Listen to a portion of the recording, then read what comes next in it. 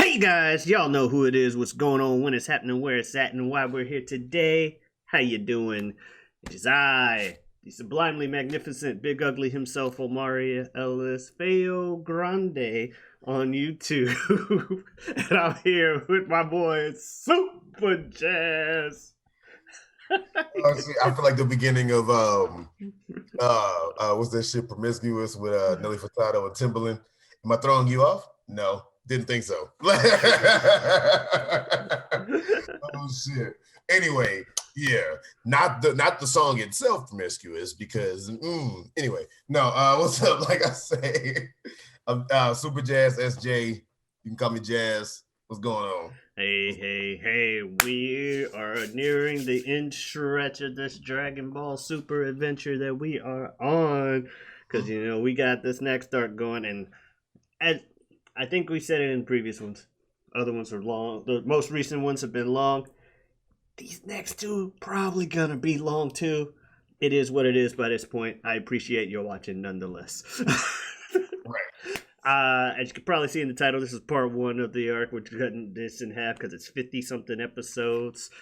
Yeah, 55, I believe. Yeah, so this is the first 20 ish episodes or so. I think 20.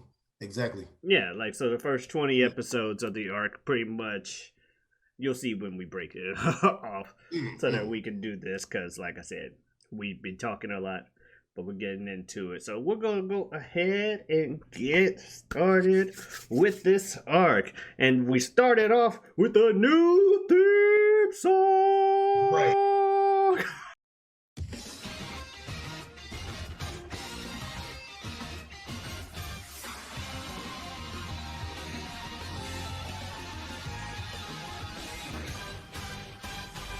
Kano se no dora wa rockasareta mama yare yare kondo mo kabe wa buchiyamu ima ga genkai topa sakeba heno heno kappa muteki no oira ga soko de maateiru dora no umbaru super zeno sama ma oto tamage.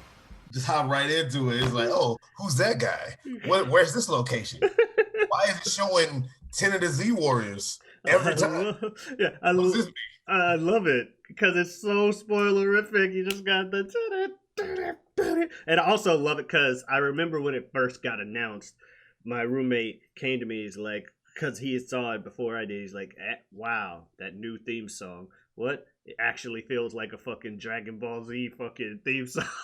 Yeah, it's Dragon Ball Super. Yeah. Oh, they make you know what this is. But yo, it just starts off with fucking Goku fighting some gray dude. Just Oh, that is too. fucking love that song. Well, yes, the theme song is kind of spoilerific. Like, what's this? What's that? But we get to the first episode of this arc, episode 77. I'll say real quick, it is spoilerific, but you don't know how. Yeah. We start off with the Zenos, present Zeno and future Zeno, playing marbles. But by marbles, I mean they're using like actual planets. And it's implied that when these marbles hit each other and turn to dust, they're destroying the planets in the process. They're just beep, beep. These motherfuckers is like 4 and 5 and or whatever. They just yeah.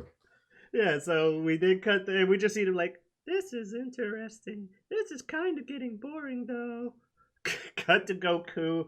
He's a farmer. He seems like he's successful enough as a farmer. He's selling his vegetables, his harvest, and everything. Yeah, making money. Mm-hmm. And on his way home, some guys try to steal his car, even though they set him up to steal his car by crashing theirs in a ditch and asking him to remove it or help them with it. They see this man move a car with like two hands, just ugh. I didn't think about that. And then they try to rob this man. I didn't. I thought about how dumb it was where they shot at the dude, he blocked the bullet, and they were like, "Oh, we just need more bullets." I mean, that's just henchman 101. How many times you didn't see people bulletproof to one bullet, and that's literally everyone else's response? That's Like, superhero ah, just empty the clip, empty the fucking clip. Maybe instead of emptying the clip, we should rethink the strategy. Get the fuck out of here. But yeah, obviously it doesn't work out for him. Eventually, Goku's like, "Well, since I got money for selling these, I want to train again. You know, I'm gonna call Whis." And before he goes to train, Goten sees him and he's like, "Oh, Dad, you're going to train? Yeah. Can I come too?" Oh well. And Chi-Chi's like, "Blah blah blah blah, no." And Goku's like, "Oh, come on, let's sneak around while she's bitching."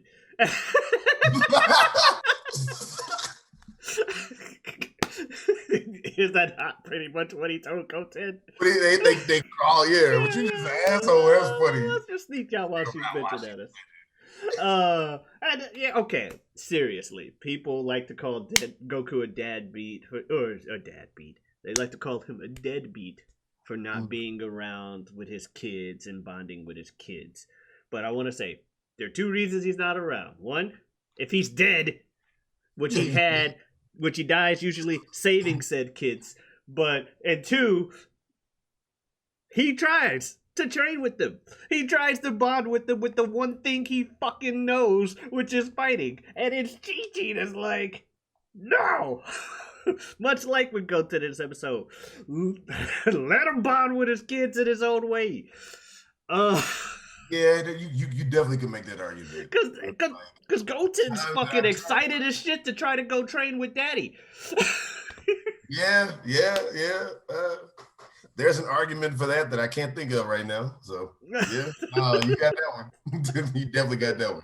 Oh, yeah. So, Bulma's pregnant, by the way. We cut to... When did that happen? How was there enough time for her? Yeah, I'm about to say, clearly some time has passed between the end of the Future Trunks saga and now, because she is... 9 months, I guess. Yeah, she is bursting any day now. Pretty much. All right. Yeah, and so clearly some time has passed. Trunks is like, don't train with your dad, train with me. I'm so fucking bored around here. Let's fucking train. Which is cool. You know, clearly they're Saiyan sons because they're both like, yeah, let's get stronger. Woo! It's not like our parents will ever let us fight again. Your sarcastic little comments is fucking cracking me up. But yeah, so Vegeta, you know, Goku's like, hey, Vegeta, I'm here with Whis to go train. You want to come too? No, I'm going to be here for my kid's birth. Bitch, didn't see that my fucking wife is pregnant. Yeah, he's like, my wife is literally ready to birth. He was like, no, I'm going to be here for this, you know. So Whis and Goku go off to train. Beerus is unimpressed that Goku hasn't grown as much as he would like. Just make some comments at that. And then Goku's like, well, I'm impatient waiting for this tourney. I just really want the tourney to happen. And you know what? I'm just gonna go see Zenny now. First off, Beerus is like, first off, stop calling him Zenny. Second off, don't you fucking go to him. I will destroy your ass with this fucking Hakai technique right now. Zenny is Zeno-sama is too fucking dangerous. Don't go over to him. Yeah, fuck you. Beep. Hey, I'm about to say, basically, like, yeah, never mind. Right. And Goku gives no fucks. He's too stupid to give a fuck, I guess. So the Zennies see Goku, they're excited, and then they apparently forgot all about the tourney. Yeah, okay.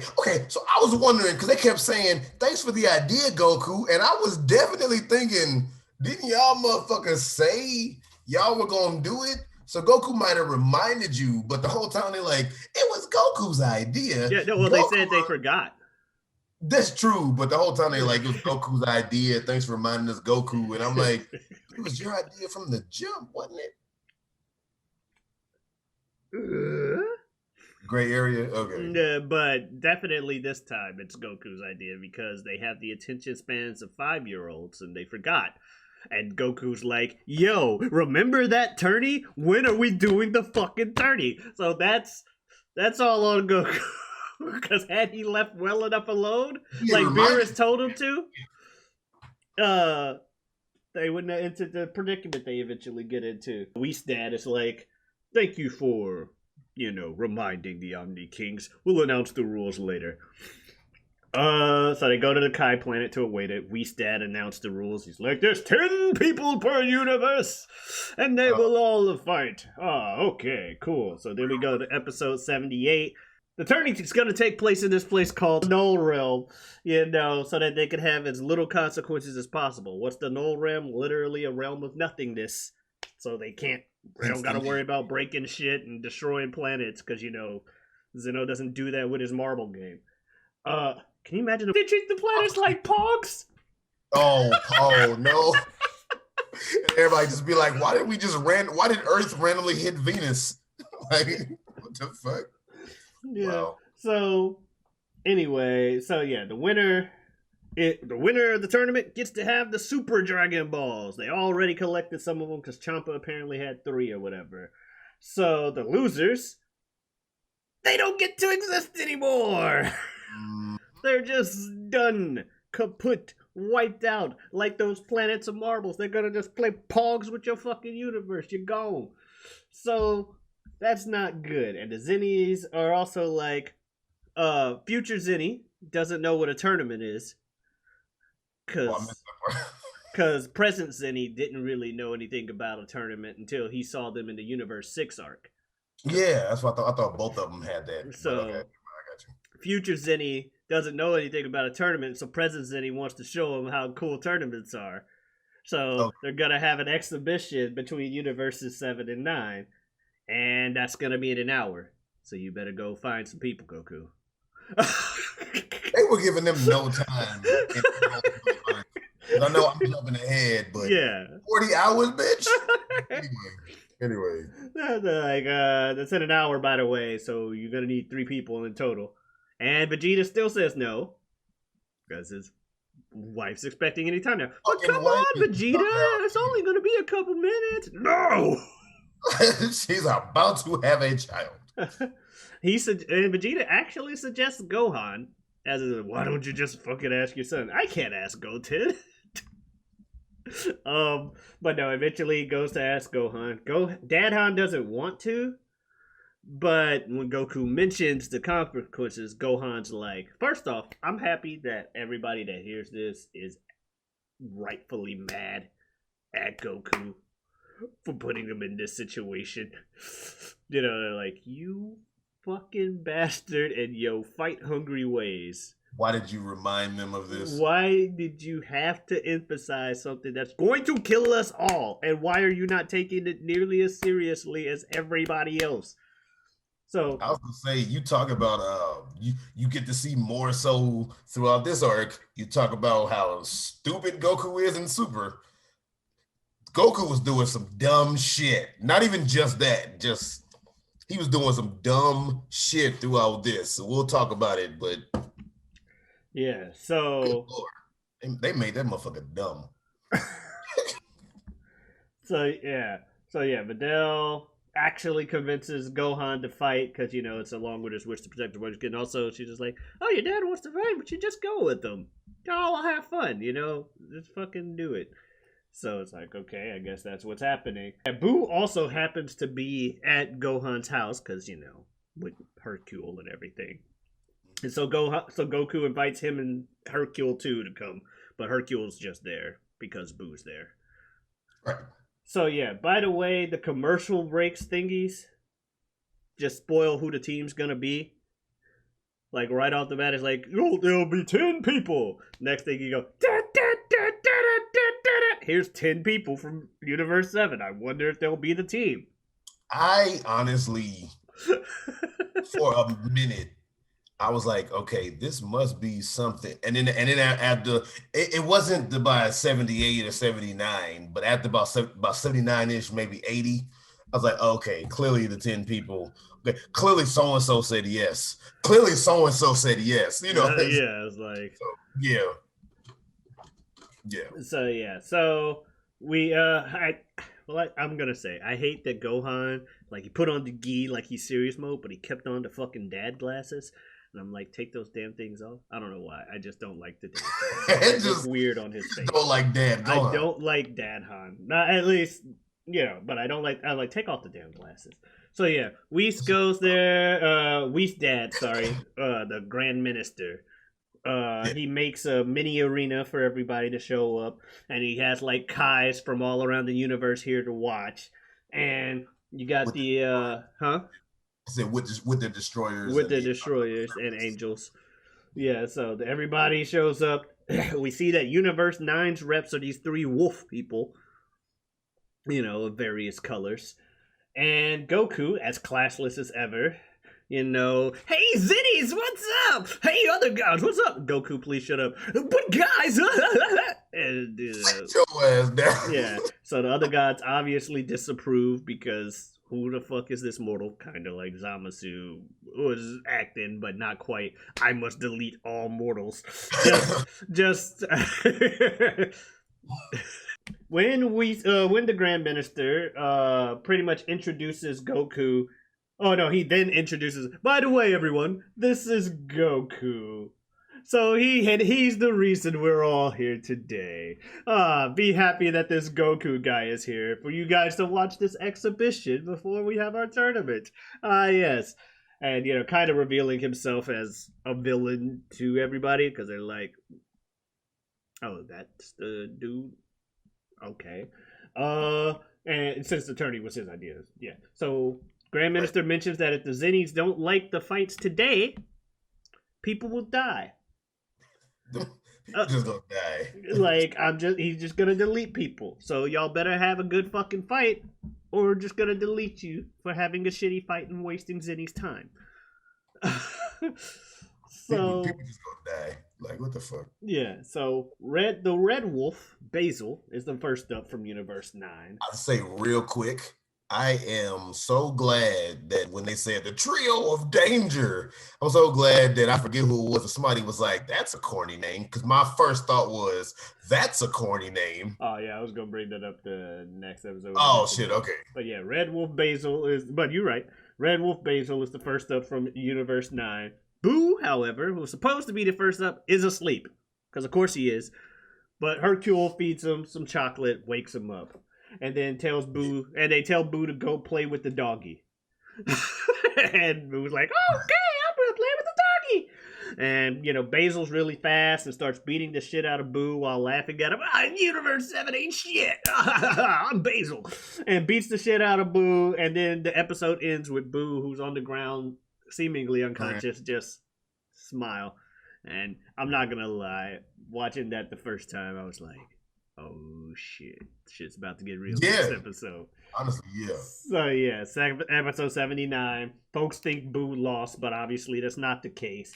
Apparently the dogs are the trio of danger, as their Kai claims. They are the strongest group in Universe 9, the trio of danger, so you shouldn't really fuck with them. This guy in the ring, Basil the Kicker, is apparently the youngest of the three. And he's like fighting Boo. And then, Boo starts laughing a bunch at no matter what Basil does. And his laugh is so fucking creepy because of the way his like dub voice is. But I love it. Anyway, because he still hasn't realized it's a fight early on. But eventually he does with the fighting. Eventually he starts fighting back. They told him that he was playing at first. Mm-hmm. That's how they got him in the ring. Yeah, so. Eventually he starts fighting back. Still trying to play like, it's your turn. Yeah. There's something that's unsensible or weird about these Universe Guys 9's energy, which makes Goku and Gohan even more hyped because they have no idea what's going on. Gohan less so than Goku, but they're still both like, interesting that we've got to like actually learn to adapt to this. So it's like, all right. And so they tell, I think the Kai tells Basil to go all out. Or somebody tells Basil to go all out. So he does. And he's indeed powerful. But Boo is Boo. And, like, he plops a hole through Boo's stomach. And Boo's like, oh, that bad. Which I thought was funny. He sees the hole in his tongue. Oh, no, that bad. Yeah. But eventually he sees that all the explosions and lasers Basil's been kicking around, Hercule got hurt. So now Boo mad. Yeah, I remember. Yep, that's what did it. Yeah. That's what.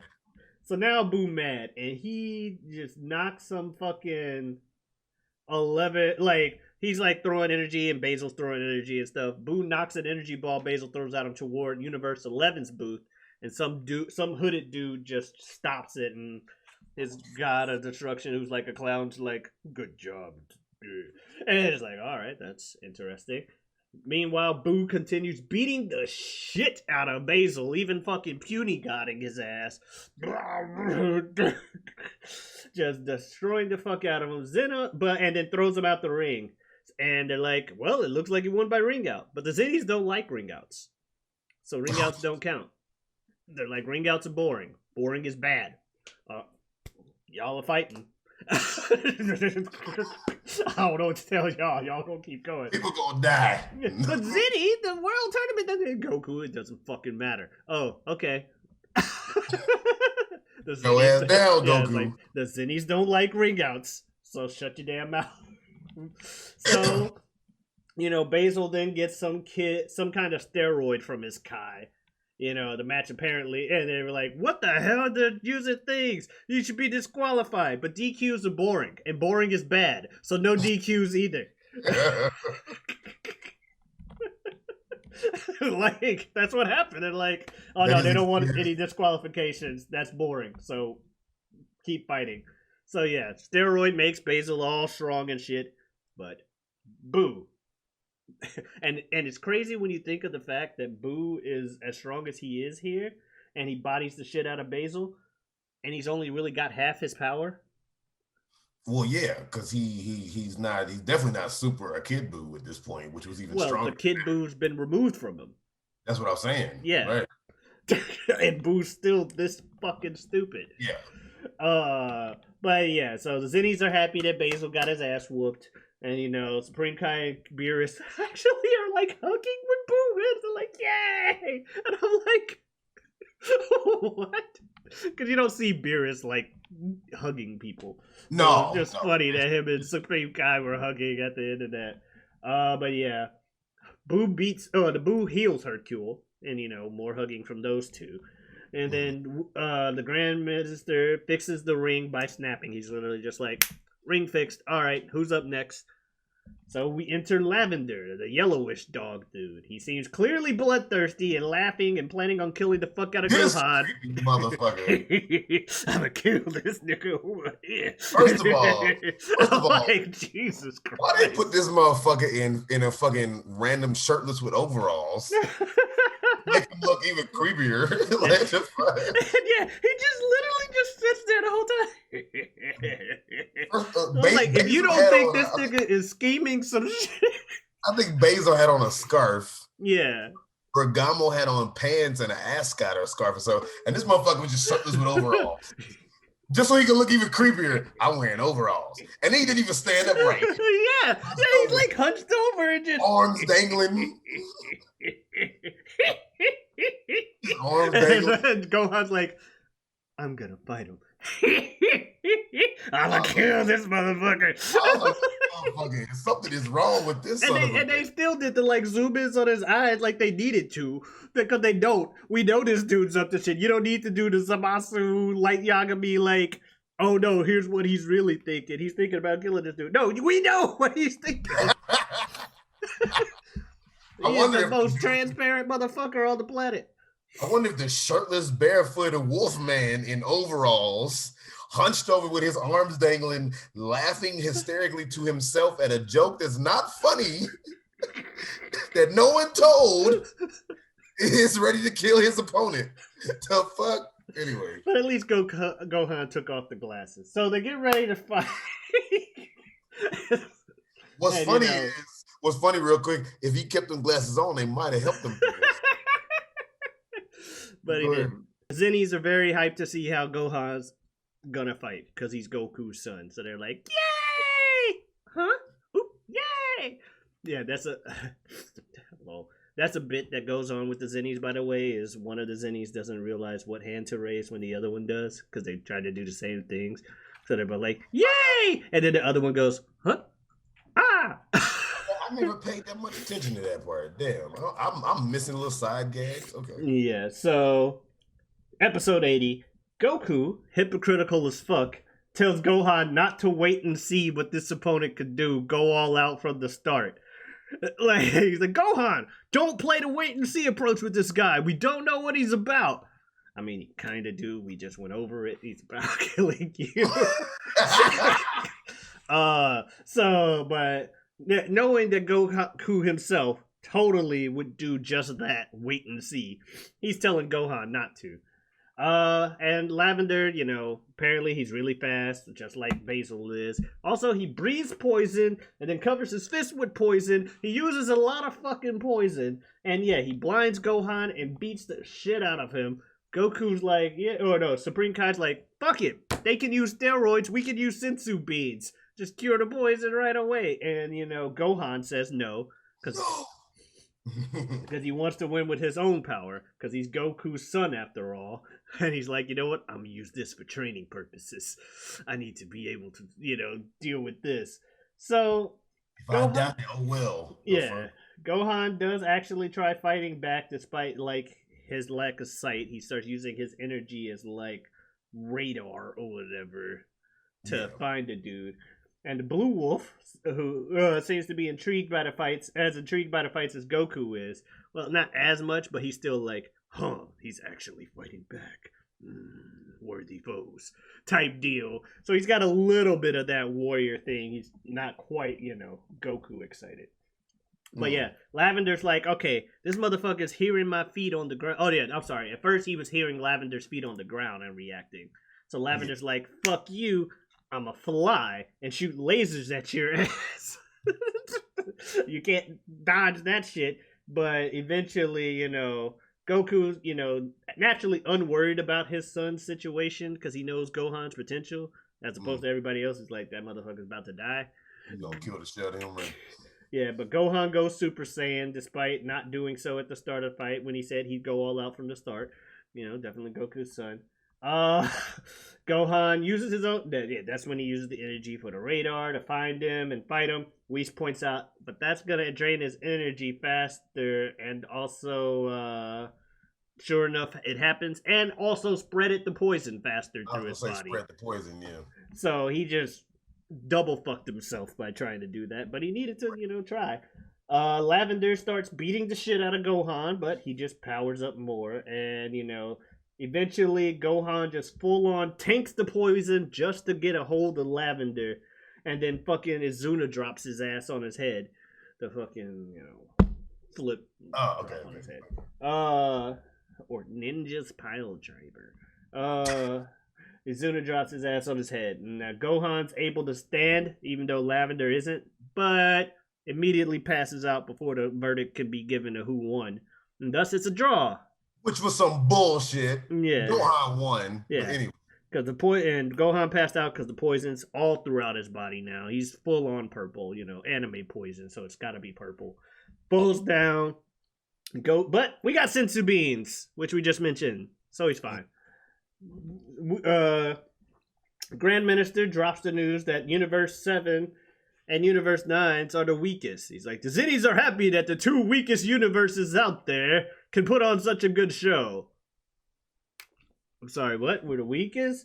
Universe 7 is the second weakest, and Universe 9 is the overall weakest. And they do mention, and we should keep in mind, this is the average power level for everybody in these people's universes. And when you think of the fact, because I think even somebody mentions it, but when you think of the fact that Universe 7 only has 2 Saiyans left, let's compare it to Universe 6. Universe 7 only has 2 full-blooded Saiyans. There's still a whole fucking planet of those motherfuckers in Universe 6. Namek has also been destroyed. There goes a bunch of powerful people. And Frieza's dead at the moment, so there's another powerful person. Just about everybody that's powerful, either Goku and Vegeta or Frieza, have killed them all. Yeah, that is very true. The only reason they're not the weakest is because Goku, Vegeta exist, and civilian Monaka. Sorry. fuck you. And civilian humans definitely are not gonna add to the powerful power level, right? Especially when you're doing the whole fucking universe. Yeah, Frieza's going on his tirade. I'm gonna take over planets and kill them if they don't agree with me. That probably helped lower that Lower the real power much. So yeah, Grandmaster also mentions the whole. By the way, I'm not sure if everybody here knows it, but y'all better win the actual tournament of power because y'all gonna be deleted. What?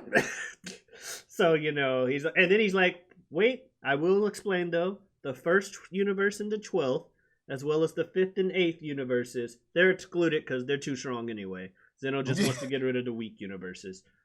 The angels won't die though, so Whis will be fine, and Vados and all then the Whis others. was like, "Wait, really? You'll be okay." I guess that's just how it goes.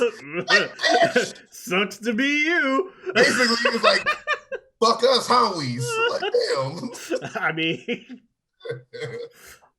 you can't really. It's one of those things. Like, what am I supposed to do? It's fucking Zeno. Like, maybe not laugh about it, but it's yeah, not my fault, is it? Hey, my lord, like, bitch. Oh my god. So yeah, we still fucking punch your ass back. Grand Minister fixes the ring for the third match, and the Blue Wolf Bergamo heads to the ring, taking us into episode 81. Bergamo, the Crusher, thinks Goku ain't shit, calls him a moron, which he is. And, it helps further convince and he also makes a big speech about, fuck this, go over here, this is all his fault. I'm gonna be the one to save us because he's the villain. Exactly. Yeah, he's like, yeah, which it is. This is kind of Goku's fault. It's Zeno's too, but mainly Goku because he's the one that went. He poked him like, hurry it up. But in classic, Zeno says that if Bergamo beats Goku, because Bergamo asked, then no universe that loses will be deleted. If Bergamo can beat Goku in this fight, that stipulation will be removed. However, Goku, if you throw the fight on purpose right now, all 12 universes die. That was the problem. Because easily Goku, even though he's too stupid to actually do that, that would have just been the solution. But, Or, fight half, the Zennies don't know all that you can do. The Zennies won't know, but the Grand Minister might, and that motherfucker would snitch. So, yeah. True. But, so in classic fashion, to further my point from earlier, Goku tells Bergamo to go all out from the start, but doesn't do so himself. Bergamo dares Goku to hit him, and Goku obliges. But Bergamo's got some Sebastian Shaw shit going on, so Goku's punches and everything make him stronger, but also make Bergamo bigger. Sebastian Shaw just gets stronger. But yeah, so he gets bigger and bigger. Goku goes Super Saiyan. Punches still not enough to power through the absorption. The Universe 9 Kai, who just looks annoying as all shit, by the way. He just looks like he's annoying. The Universe 9 Supreme Kai. The one with the dogs and shit. The guy who hired the people later on. Okay, The Supreme Kai just looks annoying. Like, he's designed to look like an annoying version of Supreme Kai. The dark blue, kind of older looking one? Yeah. Yeah, okay.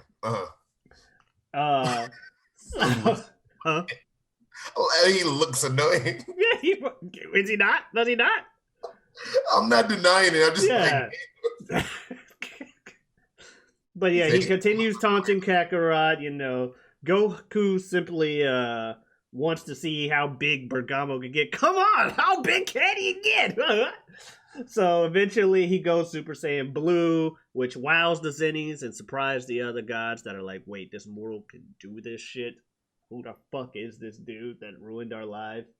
So yeah, he then goes Kaioken on top of that. Seems like he's over caring about whatever consequences can come from that, because he's just doing it. I was thinking that. Fuck you, Kaioken! Look how fucking strong I am! So yeah, Kamehameha to the face. Bergamo is defeated. Bergamo swears whether or not his universe gets deleted, he's like, I'm coming straight for your universe when this tourney starts. Because fuck you. I hate you. So Goku then decides while he's feeling himself, he's gonna talk shit to everybody present. Like, you do realize the situation, don't you? Get your ass down, Goku. Yeah. So he challenges everybody, feeling himself.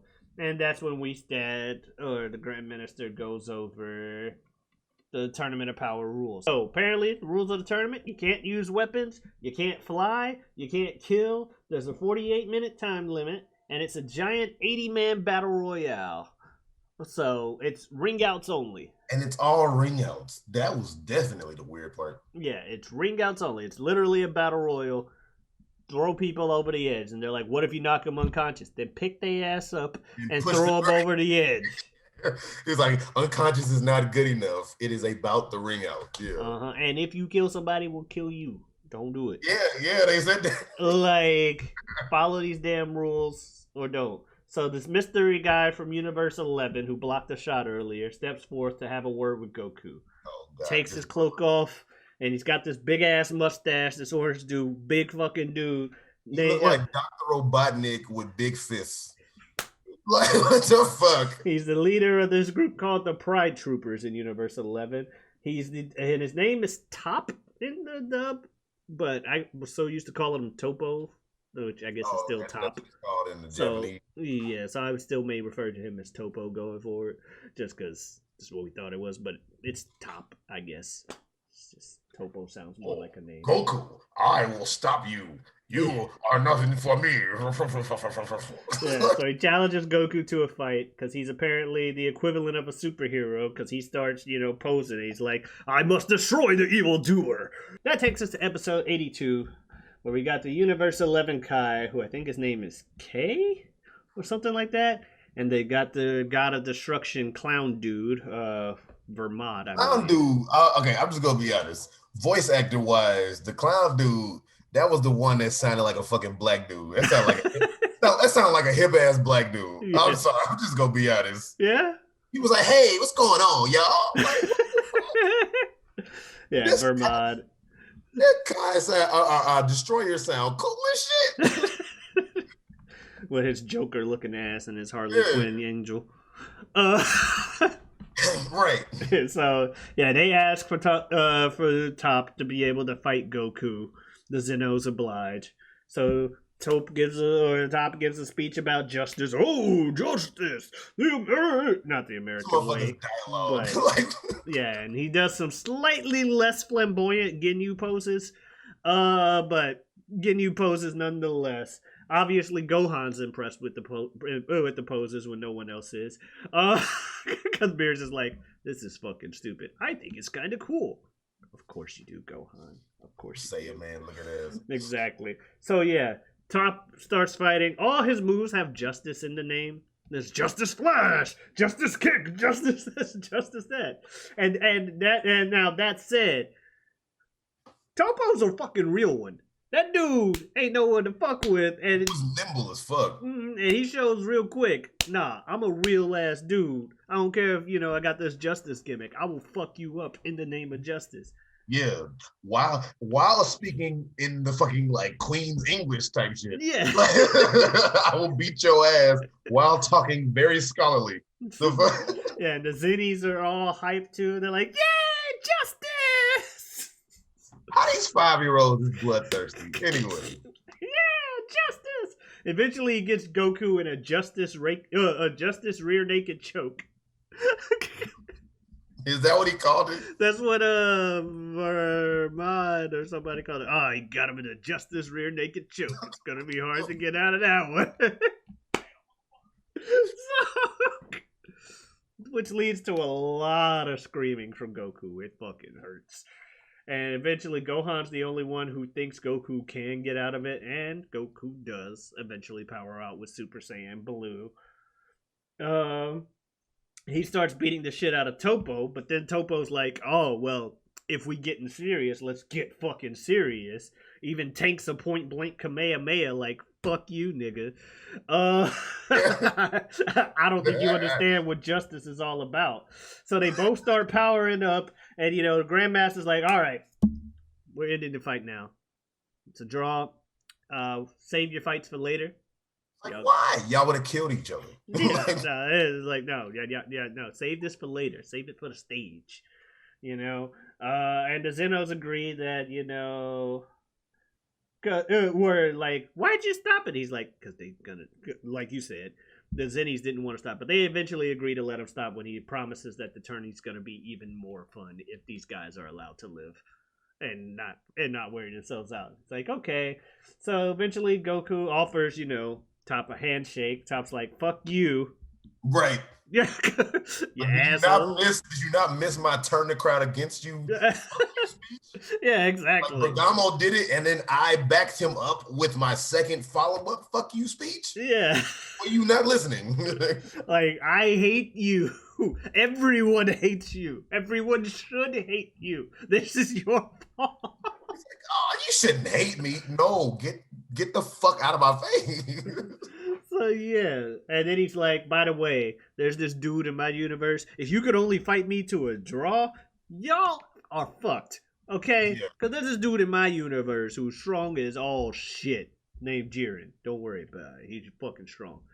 Gee, I wonder, is it the dude, fucking spoiler ass intro? I wonder, is it the dude who's wearing the same clothes as the rest of the fucking, like, whatever fighters I forgot they called them. Is it that guy? Is it the guy fighting Goku at the beginning of the theme song? Wearing the same clothes as Top? Anyway. So this fucking intro spoiler and shit. But anyway. Yeah, the Grandmaster starts making the ring in the null realm. He's like, come back later. It'll take blah blah blah tax. What the hell's a tax? In your time, that's 40 hours. That's why I said that right. Yeah. I know I was jumping ahead, but bro, 40 hours to gather 10 people for the fate of my world / universe, bitch. 10 people from around your universe that are the strongest in your universe. And we don't even have 2 full days. And, so Goku eventually, when they get back, Beerus is mad and everyone yelling at him. And Goku's like, what? We just need to win, right? We don't just need to win. We have to win. We can't lose. Fuck. This is all your fault. Right. It's one of those things. If Goku at least had some kind of remorse for this being his fault. Like, dang, my bad for reminding them. Yeah, like any kind of damn, I put us in a bad situation. But he doesn't. He's just like, yay, fights. He's like the kid that the teacher about to leave and he's like, hey, excuse me, Mr. Zeno, don't we have homework? He's that guy. Oh yeah. Oh yeah, that's right. It's that assignment that you pass it or you fail out of school or you are expelled. Almost forgot to give it to you guys. Thanks, Goku. So, yeah, if you fail this test, you're expelled and then banned from the public school system. Okay, now I don't know if there's any test that's gonna ban you from the public school system. That's the equivalent. Your school career is over. What the fuck test is? You better pass this test, or you get no education. That is the equivalent to what Goku just did. It was that homework assignment. You 10 years old, you about to go to 6th grade. It's like, but if you fail this test, the only thing you not go to 6th, your ass is banned from any schooling. Yeah, your ass is banned from the U.S. education system. You can't even get a fucking GED. Your ass is... If that was the case, if I was in school and somebody did that and that was the case, I'd make sure that I passed that test, but I would hate the student that reminded them. Oh, yeah. Like, wait, this is your fault? You told the teacher, hey, what about that test? It's like, yeah, I'm mad at the Zenos, but you didn't have to remind them. So and all they go, what's the big deal? Pass it. There you go. Good point.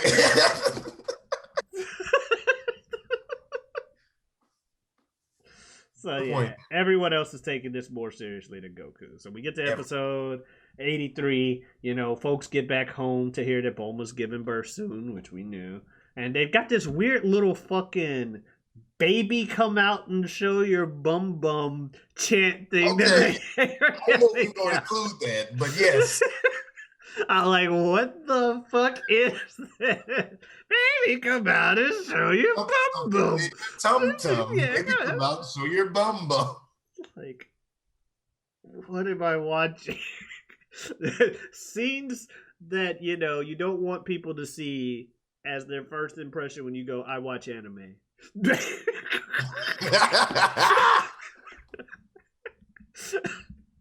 and not a whole lot of Pilaf crew, but the Pilaf crew was doing that for some reason. Dude, they're practically good guys. I'm just practically saying, involved. No, I'm with you. Like, there wasn't a lot of Pilaf crew in this whole little like arc so far. Uh-huh. They were doing that. Yeah, well, they live there now. Just to let you know that they're there. Yeah, they live and work there now. So if they need to do that, they need to do it. But like I said, they're not good guys, or at least Pilaf clearly has evil intentions, but they're practically good guys now. At this point, they're good. Yeah, they're practically part of the group. And no one realizes that they're the actual Pilaf gang. Otherwise, that shit would be nipped in the bud. Yeah, they would be like, get the fuck out of here, right? So yeah, Vegeta goes to train nearby. He specifies he's training nearby because he wants to be able to react when the baby's born. Like, because his wife is about to have a kid and he's a grown-ass man. Yeah. Yeah, so he's like, yeah, I'm gonna train nearby. Also, he starts trying to think of saying baby names. Supreme Kai then again mentions, like we said earlier, why their universe is weak. Y'all done killed everybody. Like, what do you want us to do? So Goku's like, but wait, what about Monaka? We just get him. That's obviously an easy spot on the team. Beerus is like, no, he's sick. But he doesn't even know about the tournament. I called him when you weren't looking. So unfortunately, we don't get Monaka to show up. Why can't he just tell him the truth? Just tell him the fucking truth. Don't tell me, obviously, but I swear if Monaka comes back at some point in this shit, make some fucking last-minute save, I'll be like, okay. Anyway. Goku's like, we should put Krillin on the team. And Gohan's like, I don't think Krillin's strong enough. He hasn't trained a lot lately. Okay. So they have this cool image battle sequences while Goku and Gohan are trying to theorize what Krillin can do. Gohan thinks it might be too much in it, but Goku's like, I believe in Krillin. That's my fucking buddy. Like, what? Fuck you. Damn right I'm inviting my best friend. So Goku decides not to add the kids, though. They don't have enough experience. They have power. They don't have enough experience for something of this magnitude. Which is a good call. Yeah. So they also decide they want to add Roshi because they mentioned experience. So, Goku, Gohan, Roshi. They decide they're also going to try to stick with Boo because he was there. Krillin, they're like, yeah, let's go ahead, add 18, 17, and Piccolo. They invite Vegeta, who's obviously intrigued, but he says, no, my baby's being born. But the universe is good. Oh, they don't want to tell him about the universe dying because Gohan's like, that'll cause too much panic because these guys have never dealt with that kind of situation before. We'll get into it as you start going down. Yeah. So Whis hears the Vegeta's tied up with this baby birth thing, and he's like, okay, fuck it. Just goes in, walks up to Bulma with a stick, and like, baby's born. All right, you're free now. Here's your baby. Oh fuck! It's like, okay, baby's born now. Can we focus on the big picture?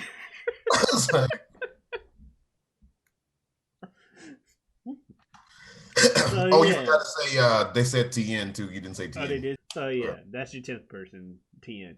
So yeah. Everyone, then, cut to everyone eating, playing with the new baby. Vegeta wanted to decide a Saiyan name of strength or whatever. I forget what it was, but Bulma just cut him off. It's Bulla. Deal with it. Okay, I guess we will. Yamcha hears about the Tournament of Power, starts plotting his own participation. Like, they're going to ask me later, and I'm going to be ready. Yeah. I'm going to turn them down. And then come back because I'm that cool. Rather than just ask to be on the team, he just goes home and waits for them to come to him. You know, if you really care, y'all should just be like, yo, I heard there's a tournament. Can I be part of it? Not, there's a tournament? I better go home and wait for them to ask me. And Poir is such a good friend because Poir was like, they're not gonna pick this motherfucker. But Yeah. Poir was just sitting there like, I'm gonna let him get it out. Yeah, Poir felt so fucking bad. Poir felt so bad. Like, Yamcha, but okay. You say so, buddy. Felt so bad, but didn't want to couldn't break it to him. So, you know, episode 84. Now it's time to make the new team, make the team. So, you know, we enter our episode making or team making phase of the arc. So we start with Krillin in 18. And, you know, Krillin's pensive about doing so, kind of worried. But 18 tells him to agree. And again, Gohan tells Goku not to tell people about the actual consequences. And then 18 says no to joining at first, but when Goku lies to her about getting 10 million zenny as prize money, she's like, you know what? Sure, let's fucking do it.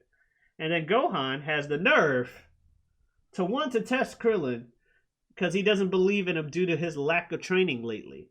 Like he has any room to talk. I was about to say, you talk about people fucking not practicing what they preach or fucking getting on people for shit they not doing. Yeah, you hypocritical ass kid. Yeah. So Gohan gets bodied, by the way, by Krillin using a 100 times solar flare. Because they also use like ring out rules and stuff, since that's what this whole thing is. He's like, yeah, 100 times solar flare. I'm a better fighter than you, Gohan. I'm just not as strong. Yeah. So yeah, now Goku's like, now I want to fight you, Krillin. Well, I kind of assumed that would happen. So they fight. You know, that's cool. Krillin shows his smarts, but he obviously is about to lose in a Kamehameha beam struggle because they're like, let's go all out. Then 18 comes in with teamwork, which impresses Goku considering he's not the teamwork type and hadn't even thought about teamwork being a possibility. It's like, oh yeah, teamwork. I'm glad you guys can be in here. And then it's like, well, I guess we can stop the training fight now. And then Marin's like, yay, Uncle Goku's a loser. And she's the one the other episode. Mommy said Daddy's a wimp. Like, damn. They're harsh. But no, I like the whole husband wife team thing. And then he's like, "Why'd you stop the fight?" I didn't. I gave you the teamwork you needed. I was like, that was cool. Yeah, I love it. Cool. I love their like relationship. It's cool, you know. But yeah, Goku has 18 where 17 is, and apparently he's at an animal sanctuary. And Krillin tells him, "Go ask Dende where that is." She was like, "How the fuck do I know?" Right? Yeah. And the episode ends with the new credit song, "Boogie Back." Oh yeah, I love that one. It was yeah, with Bulma. First Bulma, and then the now Bulma. Yeah. And the whole and the majority of credit sequence is like Bulma centered. But yeah. Boogie back. And Dragon Radar's behind her. Yeah. So that was cool. So we get episode 85. Gohan goes to find Piccolo while Goku looks for 17. Meanwhile, we see this Universe 11 Supreme Kai holding a secret Kai meeting for all the Kais involved with this tournament, except the Universe 7 Supreme Kai, because Goku's from Universe 7, so fuck them. So, you know, he wants to bring the Zennies, he wants them all to beg the Zennies to change their mind about this consequence, and the others disagree. Also, they seem to not really like each other in general. They're like, blah, blah, blah. You got the fat, lazy one from Universe 6, which doesn't surprise me because Champa. And then you got, like, you know, nerdy glasses ass Universe 3. Our superior technology will beat you. And then just all other kinds of shit. And eventually everybody leaves. And then he's like, and then Universe 11 guy's like, well, I gave y'all a chance. I guess y'all just gonna get bodied. y'all didn't realize we the strongest, and we gave y'all an out, which is fair, you know. Can't get mad at that. Exactly, good on him. But meanwhile, Boo is training super hard. He's down to his fucking Super Boo buffness. Like, yeah, Boo gonna kick some fucking ass. It was cool yet weird. Boo looking like Super Boo, but talking like first Majin Buu. Yeah. Hey, Goku! I was like, he looks like Super Boo, but he doesn't. And he doesn't sound like Super Boo at all. I was like, this is kind of cool, but weird. So Yeah. So, he's got Super Boo buff this. Him and Goku spar. Boo's upset he can't kill anyone at the tournament. Like, wait, Boo don't kill no one? No, you can't kill anybody at the tournament. Okay. So he just throws a fuck ton of lasers at Goku and uses that to distract him and beats him in the sparring match with the ring out. yeah, that was slick. And it's like cool. And he's like, Boo needs to take a nap real quick. Since, tired himself out after training. So he goes to take a quick nap. We then see Topo, Universe 11, mustache guy, talking to his fellow Pride Troopers, Then we see the other gods of destruction now holding a meeting. All the gods of destruction involved in this, holding their own meeting without Beerus because he's from Universe 7, and fuck them.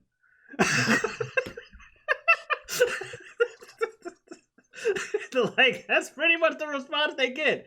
What? Why is the guy for Universe 7 out here? Because Goku's from that place, so fuck them. Yeah, you right. And, Yeah, you right. and that's always the response. Like, yeah, you right. Somebody, like you said, somebody, where are they? Oh, right. We hate them. Fuck those guys. Yeah. Exactly. Like, oh, yeah, you right. All right. Cool. I just expected them to be here, but you got a good point. So yeah, the gods of destruction are holding their own meeting about stuff. Vados explains, and pretty much it's similar to the fucking Universe 11 things. Hey, here's all the or to the Kai meeting where here's all the people they don't really get along in their conversations, just so you get an idea how they all act. Meanwhile, Vados explains that Goku is the only reason their universes have a chance of survival. So she's actually like, look, Yeah. guys, technically, if Zeno was planning on getting rid of weak universes and he has decided to change that to the strongest of all those weak universes survive, technically Goku's the reason we have a chance. Which, yeah, I could That's a good see point, that. But Yeah. Who said that they were gonna destroy everything anyway? But other gods don't care. They still hate him. Then we see more Pride Trooper stuff. We see this fast bunny rabbit looking dude Dispo getting help from Top and the General Casseroli or some shit, whatever his name is. I was saying the whole time, was this motherfucker's name Casserole? Anyway. Yeah. They beat up some Marlboro looking ass alien. Marlboros from Final Fantasy, if you know those things. It looked like one of those. They beat it up. And they keep mentioning they gotta recruit some dude named Jiren. And then there's like a epic ass close up of this dude meditating with ominous music. Like, well, I don't know anything about this dude, but apparently he's that fucking John Wick status. To be fucked with, apparently. Yeah. So Champa states, well, I gotta put together a Universe 16. Let's get some more Saiyans. Which, genius actually idea. Why the fuck wouldn't you? You know firsthand just what they'll think to do. We gotta make a team in a quick time. Give me some more Saiyans. Like, although to be fair, Kaba didn't really do too good in the Universe 6 tournament, but okay. Still Saiyans, but he also left that tournament like multi-times stronger than he entered it. This is true. And there's been at least a year or so time since then. This is true. So they grow really fast, and he's like, you know what, fuck it. And again, I got 40 hours to find people from across the universe. If I need something to throw with my team, I'm gonna get these motherfuckers. They can perform in crunch time. Oh, I definitely agree with you. So, yeah. And meanwhile, we cut back to Piccolo, Gohan asking him to join the team, and they start training. And Dende indeed knows where 17 is, which takes us into episode 86. Dende straight up moves the lookout to 17's location, which I didn't know or remember he could do. Look out, move south. Right. Yeah, I'm like, wait, that's a thing? I just thought Corrin's tower was where it was and the lookout Right. was above it. But Yeah. I did not know how that worked. So yeah, apparently 17 has a wife and kids now, and he's a park ranger protecting this whole entire island sanctuary thing. Then they again mentions that Oob exists. So he doesn't mention him by name, but he's still like, by the way, that second half of Boo that you split off is really potentially gonna be really powerful and stuff. He does definitely exist, fans at home. He's just still not being used in the story, so calm down. But nothing in GT matters. Yeah, so they mention him, but not by name. We then see the homie 17 bodying an army of poachers. Just they can't do shit because of course they can't.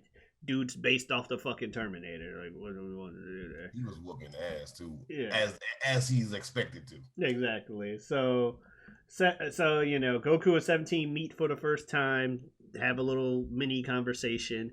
Then they body some more poachers. 17 is like, by the way, don't kill the dudes. Just beat their ass. You know, to prove that he's changed. Why else would they put that there? You know what I mean? I mean, you know, so we get a flash. Oh, no, sorry. We also see that 17 mainly wants to protect this Minotauros creature. It's the last of its kind. Gotta protect it from purple these people. big old gold horns. Mm-hmm, big ass purple bull looking thing. We get a flashback for folks who don't know who 17 is and how he and Goku never met face to face. And, you know, naturally Goku's like, I need to gauge your strength via a fight. So they do. And 17 holds himself pretty fucking well, even against Super Saiyan Blue, because he, like, just blocks the Kamehameha with his energy shield and, you know, is like, hey, we gotta stop fighting because we're gonna endanger the animals. And I remember people got mad that 17 was holding his own against Super Saiyan Blue. But then other people pointed out something. A, it's been years since we've seen him. 2, apparently it was mentioned early on that the androids had this thing called infinite energy. Yeah. So if he has infinite energy, why can't he hold his own for a little bit? It's not like he won. Right. They stopped. I was gonna say they stopped the fight. If he would have won the fight, it would have been like, what the fuck? But to hold his own for a second. People got real mad that people were holding their own against Goku during this recruitment thing. Oh God. Your pinky outs and power levelers are like, how it's one thing to hold your own for a few seconds. It's another thing to win the battle. Exactly, and none of them fucking won the battle unless they won it by ring out. Or Goku saying, "Let's stop," and then the little girl's like, "That means you lost." If they would have won the battle, then it would have been like, okay, what the fuck? Exactly. But to hold your own for a few seconds, shut up. Exactly. And he even goes, if we continued, you probably would have fucking beat the shit out of me. You know, what are we doing here? So, you know, he also shows Goku a picture of his wife and 3 kids, 2 of which are adopted. Which we don't see, which was real slick. They didn't want us to see. They showed the phone in just a way where you couldn't see shit. But yeah. But yeah, and he's like, yeah, I'm not joining your team. I got to protect the island. Goku offers to have the kids protect it, you know, Goten and Trunks protect the island in its place, and also kind of lets it slip that there are higher stakes and eventually has to come clean. But 17 doesn't give a fuck about your higher stakes. He's like, well, so be it. I'm like, he's like, I'd rather. He's like, complete, you know, annihilation versus a prejudiced group being annihilated. Yeah, that's fine. Like, all right. I'm like, what about the kids and wife? You just. He's like, but I guess his idea was as long as it's not like, oh, I'm killing all the animals on your planet or this specific thing. No, everybody dies equally. No one's being oppressed, you know, outside of, I guess, the multiverse by Zeno. But no one's really being oppressed. But yeah, so meanwhile, some random aliens show up to poach 17's island, taking us to episode 87, where Goku brings up the Super Dragon Ball. 17 still doesn't care. I don't care about those Super Dragon Balls. Aliens show up using a tractor beam to poach all the animals. The rest of the episode, Goku and 17 are stopping them. There's a lot of cool moments in the episodes, but damn, this review is going to be long enough. Don't really need to go into that much detail on this episode, but there are some cool moments with 17. You know, he's a real one. And at the end, he decides he will join because he's like, you know what? I want to use those Super Dragon Balls. I want a boat. Is that what he said? Yes, he wants a boat. He wants a cruise ship for him and his family, kind of like what Bulma had at the beginning of the series with her birthday. I think I do remember saying that. But yeah, he wants to use the Super Dragon Balls for a boat. And that's what makes him decide to enter the tournament. Not the fucking... Anyway, I love it. It's just funny. Like, you know what? I like the idea of Super Dragon Balls. I want a boat. Sure. Come on aboard, buddy.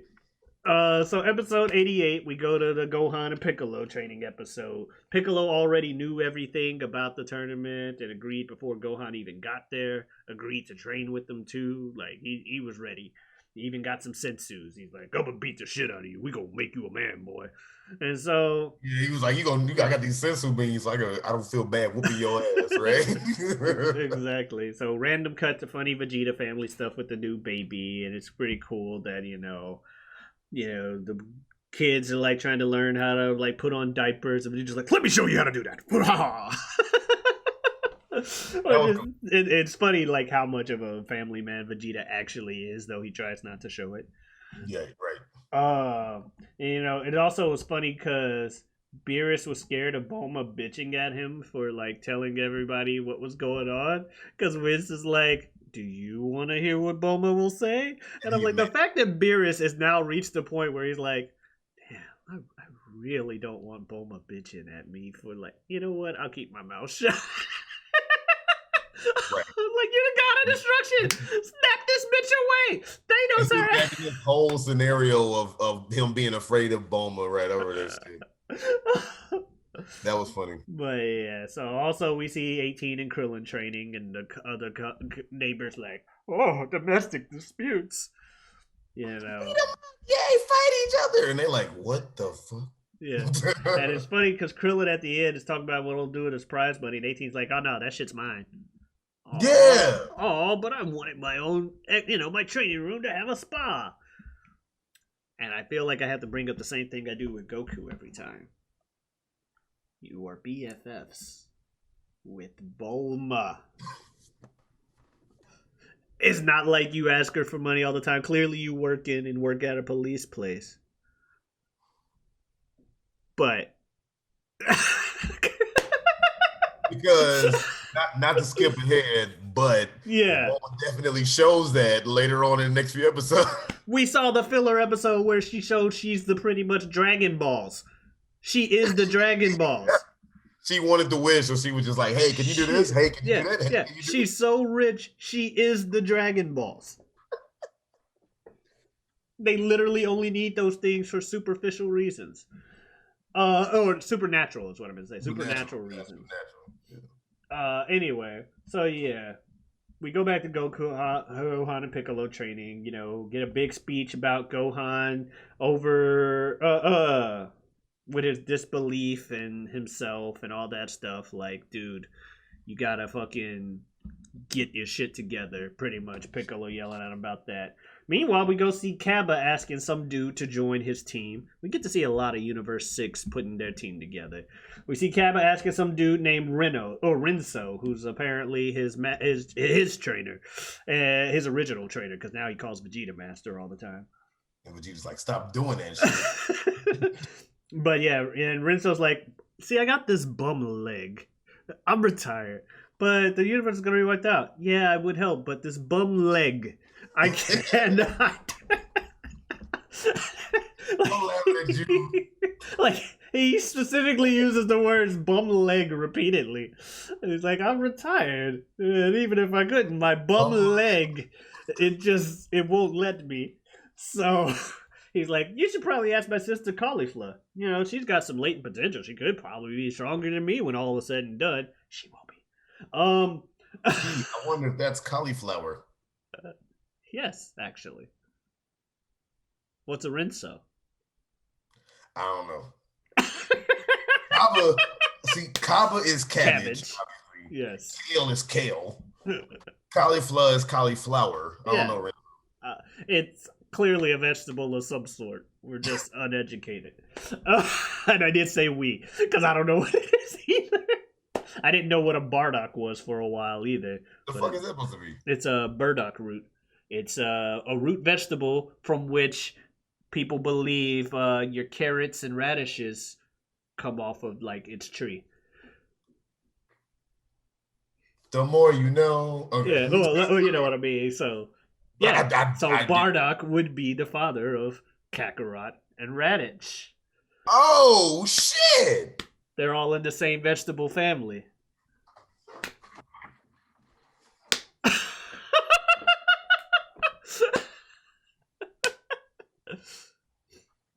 Okay. That fucked me up a little bit. Okay. I see what you did, Toriyama. That's smart than a motherfucker. Right? I remember when I finally found that out, I was like, oh, okay. So Rinso is something. Maybe it has something to do with cauliflower. Who knows, considering they're brother and sister. But yeah, so back on Earth, more training. Piccolo mentions Gohan, and he's got one weakness. And essentially his weakness is the fact that he's a Saiyan. Because he fights with too much arrogance. The second he's stronger, he's like, I'm gonna beat the shit out of you because I'm stronger than you. Like he did against Boo, and then he dropped his guard and fucking lost. And he pep talks Gohan back to mystic status. Yeah. And then vows that then claims he's gonna try to teach Gohan not to be such a Saiyan when he fights. Like he doesn't say those exact words, but that's what he's saying. Because Piccolo's he's like, bruh, chill with all that I'm gonna beat your ass shit and just win the fight. Yeah, finish it. Fucking finish it. No, don't toy around. Fucking finish the deal. That is a phrase he kept using. Yeah. Mm-hmm. Meanwhile, the episode, and they also mentioned working on like combo moves to reach new heights of power. And the episode ends with Yamcha practicing his joining speech and more Puar like, Yamcha, no. Getting them hopes up. So yeah, episode 89, we get the Tien recruitment episode. Apparently Tien's got his own dojo and Roshi's gone to visit it, saying Roshi's bored because the dojo's a sausage fest. But don't worry, some chick shows up who hates Tien. Not that she says it at first. She offers to be his pupil, much to Roshi's delight. I'm going to go ahead and say it. I think I finally reached the point in my life where a lot of what Roshi has done in those two episodes made me feel a little uncomfortable. I was gonna say I was when I was watching the episodes, I was like on the review, I was gonna be like, man, the Roshi shit didn't age well, did it? Because where we are, I mean, just as a grown man, period, even if we weren't this way collectively in society, it, like you said, would feel uncomfortable. But where we are collectively as a society in 2021, this shit did not age well. With the types of things and the communities that have decided to band together and the uprisings here and there and the equalities, and I'm just like, if you showing people Dragon Ball Super, you might leave this episode or these two episodes out. Damn, Roshi. But at the same time, it's been the way the character is this whole time. But you know what I mean. I know what you mean. Yeah, but obviously he goes further than one would want. But yes, Tien denies the chick joining his group because he doesn't want to. Oh no, he denies joining the group, joining the fight because he doesn't want to abandon his students. Even though, as Goku mentions to people numerous times, it's only for a couple hours, guys. Right. It's not even for a couple hours. It's not even a full hour. It's 48 minutes. So. Well, then you got to travel there. You got to go there and come back. Okay. Just give it a couple hours for everything to blow over, and then you'll be back. Yeah, it's like a couple hours tops. Go on to the other side of the universe. How many times do you get to do this? Also, we need you. Right. Also, right. Yeah. So, the chick's name is Urine or something like that. Tien doesn't want her to stay if she ain't serious, but Roshi, that's when yeah, Roshi had his other ideas for training, like, oh, trainer myself. Eventually the chick finds a way to brainwash Tien students with these talismans. They rampage town. We then cut to Kaba recruiting Khalifa. She doesn't want to join that team either, but she's intrigued when she hears there's a such thing as a Super Saiyan. She's like, oh, now she seems to be like the head of her own little gang. There's this little shy bitch in the corner, but otherwise it's like rough and tumble dudes. And Khalifa's like, I don't want none of your shit. Oh, you can go Super Saiyan. What the hell is that about? Right. So there's that. Back on Earth, this chick is still mad at Tien. Also, just for someone to call you three-eyed baldy when those are your main descriptive characteristics, Tien, the fact that one person goes three-eyed baldy, you knew exactly who this was. It's kind of weird. Like, wait, she said three-eyed baldy. Yeah, that must be this chick from way back when. If you ask me how to describe Tien, I'm gonna say he's a bald dude with three eyes. Like, maybe nobody else ever said that. He's the only bald dude with three eyes in the whole fucking series. It's literally the main fucking distinguishing thing about him. You can't even say he's the bald one because Krillin's there. He has to be the three-eyed bald one. Maybe it's anyway. the bald. I don't know. It's just funny. It is funny. But yeah, so Tien takes on, Roshi tries to fight her, but she can't touch him because he's Master Roshi. But then he's Master Roshi, so when she like trips, he's like, panties, and she kicks him in the dick. This motherfucker said, "I saw them and they're striped." I saw them and they're striped. And then he gets kicked in the nuts. And then she brainwashes him with the talisman. So Tien takes him on. Roshi is stronger than Tien. And I also keep forgetting Tien can do the whole forearm thing. Yeah, I think he did it earlier on in the series, but didn't do it a lot in Super at all, or in Z at all. But yeah, Roshi, greater than Tien, so Goku steps in. One Kamehameha later, Goku wins. Tien then invites the chick to stay at the school and train, and decides he's gonna join the team. And Roshi joins as well when he hears about 10 million Zenny, because Goku's still spreading that lie to people. And now we got our whole team formed. Yay! All 10 people are gonna be on the team. So we go to episode 90, where Gohan and Piccolo appear to be done with training, but they want one last test. That test? Fighting Goku. And I love how deeper Gohan is talking now. Like, he's trying to be more serious. Like, Dad, I'm here to fight you. Oh, yeah. Okay. Like, as opposed to, Dad, I didn't think about I want to protect my wife and kids. Now it's, Dad, I want to fight. I'm serious now. I was gonna say this real quick. You talking about Dad Han and all this shit the whole time. What do you think now?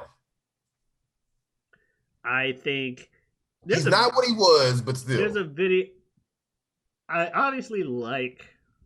I've always liked Gohan as a character. Like, he's on this fucking poster too. For the people at home. What I didn't like about the overall Dad Han mentality was the whole, like, not wanting to train and the whole stupid and being weak and shit. I like the idea that he's going to be stronger, but there's a video I watched last week by this YouTuber, Totally Not Mark, that talks about Gohan, the hollow character. And he brings up a good point of why things don't fully connect with Gohan as much as some Gohan fans might like. Because while you like the fact that, yay, he's powerful now, it's still really fucking empty because it's always unearned. And by that I mean, like, it's always some kind of overnight congratulations, you're the strongest type shit. With the exception of Cell Saga Gohan, where he trained in the hyperbolic time chamber and did that shit. Planet Namek gets his potential energy unlocked, congrats, you're the strongest. Fucking Mystic Gohan, sit in front of this old man for 24 hours, congratulations, you're the strongest. This arc, Piccolo yells at you for 5 minutes, congratulations, you're back to Mystic Gohan and you're the strongest. Whereas So when you look at it that way, I can see why people are more upset, and even I'm like, yeah, we could have had him train a little bit more, like he was taking this seriously and earn his like way back. Nonetheless, I like the idea that he's finally realized Coming back to it, yeah. he's finally realized he needs to fight. Also, I was going to go ahead and say because they eventually have the fight being 2-on-2 Piccolo Gohan versus Tien Ku with Roshi as a ref. But I love how it's amazing.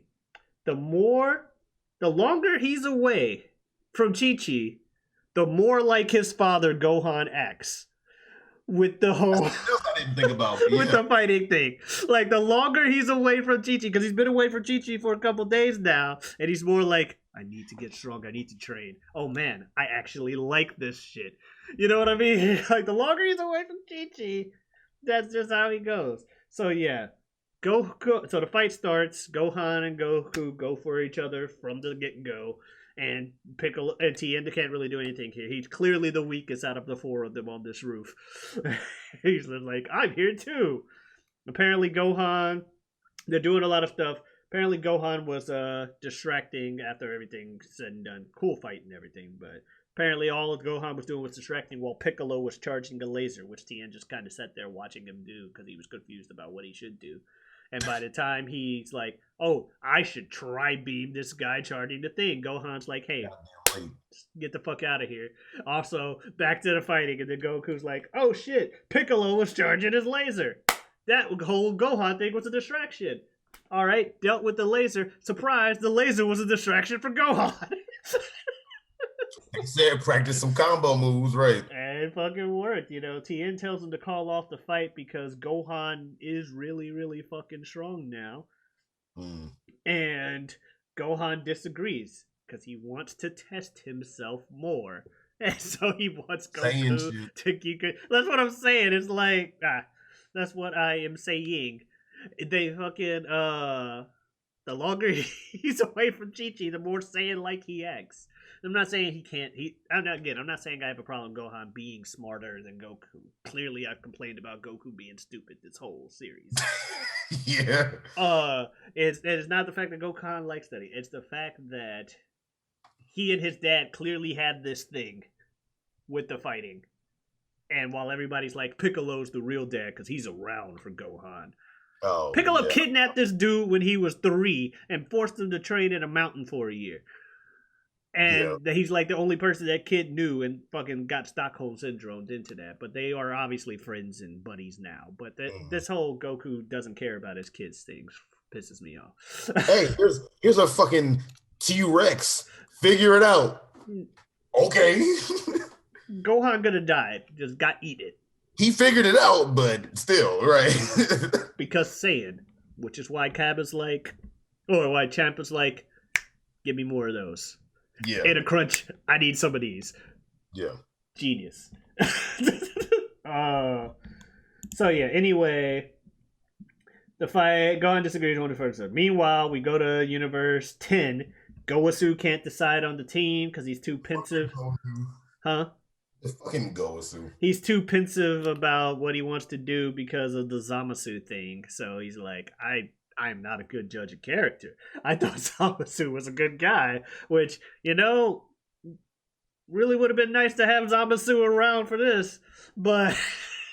Some bloodthirsty motherfucker? Yeah, that's a good point. And as powerful as he was, Yeah. Get him. But yeah, the Elephant God dude shows up. I missed his name. But the God of Destruction of Universe 10 looks like a fucking elephant, man. He shows up with the team he picked. And we got some guy giving a Hulk Hogan speech, brother usage and all. Brother, it's about muscle. Yeah, muscle. So, and the elephant's like, we're a team of muscle. So I got a bunch of muscle junkies drinking protein shakes every hour on the hour type shit. Yeah, they were like, wait, protein shake time. So that was cool. And, so now we go back to the fight with Goku and Gohan, where it's just those two. And Gohan now has a new goal in life, aside from, I want to be a scientist. It's, I want to reach a form no other Saiyan has. So I'm going to try to avoid using shit like Super Saiyan and shit. Like, go back to the whole Mystic route. of strength, if you will. He doesn't use that term because I don't know if Mystic Gohan was ever an official term or something the fans came up with. You know what I mean?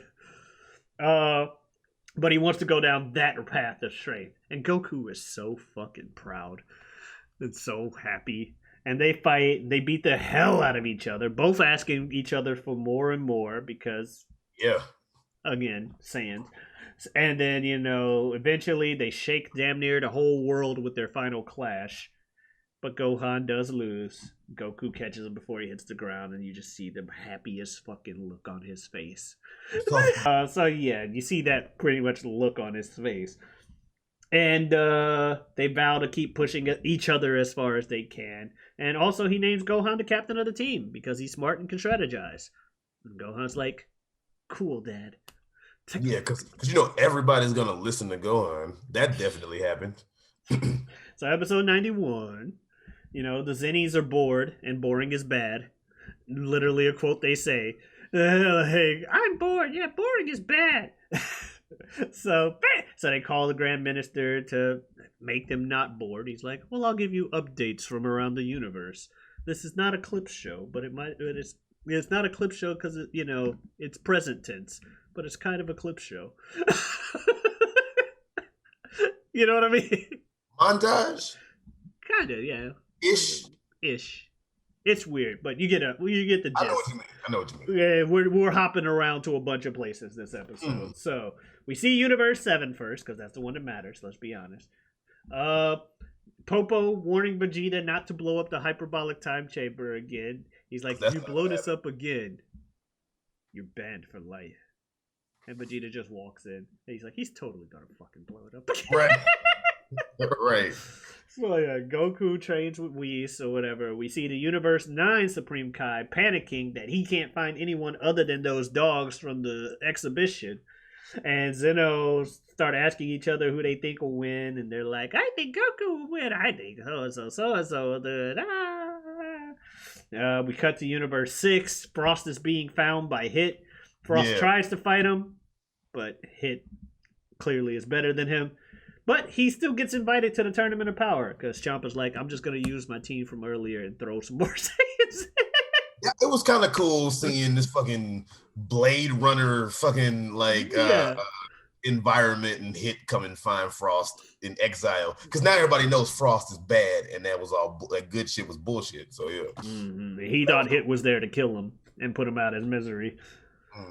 But yeah, so Frost gets invited to Tournament of Power for that news. Yamcha's still oblivious, but Roshi shows up, so he's excited. Oh, they're finally going to ask me. But Roshi's here to see Puar. Because Roshi wants Puar to continually shapeshift so he can get rid of his main weakness, his horniness. So he wants Puar to shapeshift to train himself against horniness. That's horniness is his main weakness. So then we see Goku training with Whis. Poor Puar, by the way. I just like it's not kryptonite or magic or the possibility of death or not being able to survive in water or breathing in water and not being able to survive on land. It's just the fact that you just a horny old man. Get the fuck out of here. I mean, he literally just lost to that chick because he was like, panties. Serious ass level of fucking horny too, but Master Roshi, yeah. So Goku's still training with Whis, Universe 11. We see Topo and Dispo chilling at a bar waiting on Casseroli, who's busy saving a cat because he's overly risk-averse. He's just like, if I don't save this cat, then so-and-so will die. But if I do this, oh God. So, but I guess he's strong enough they want him on the team regardless. So General Minister or whatever the fuck he's called, Grandmaster. Yeah, that.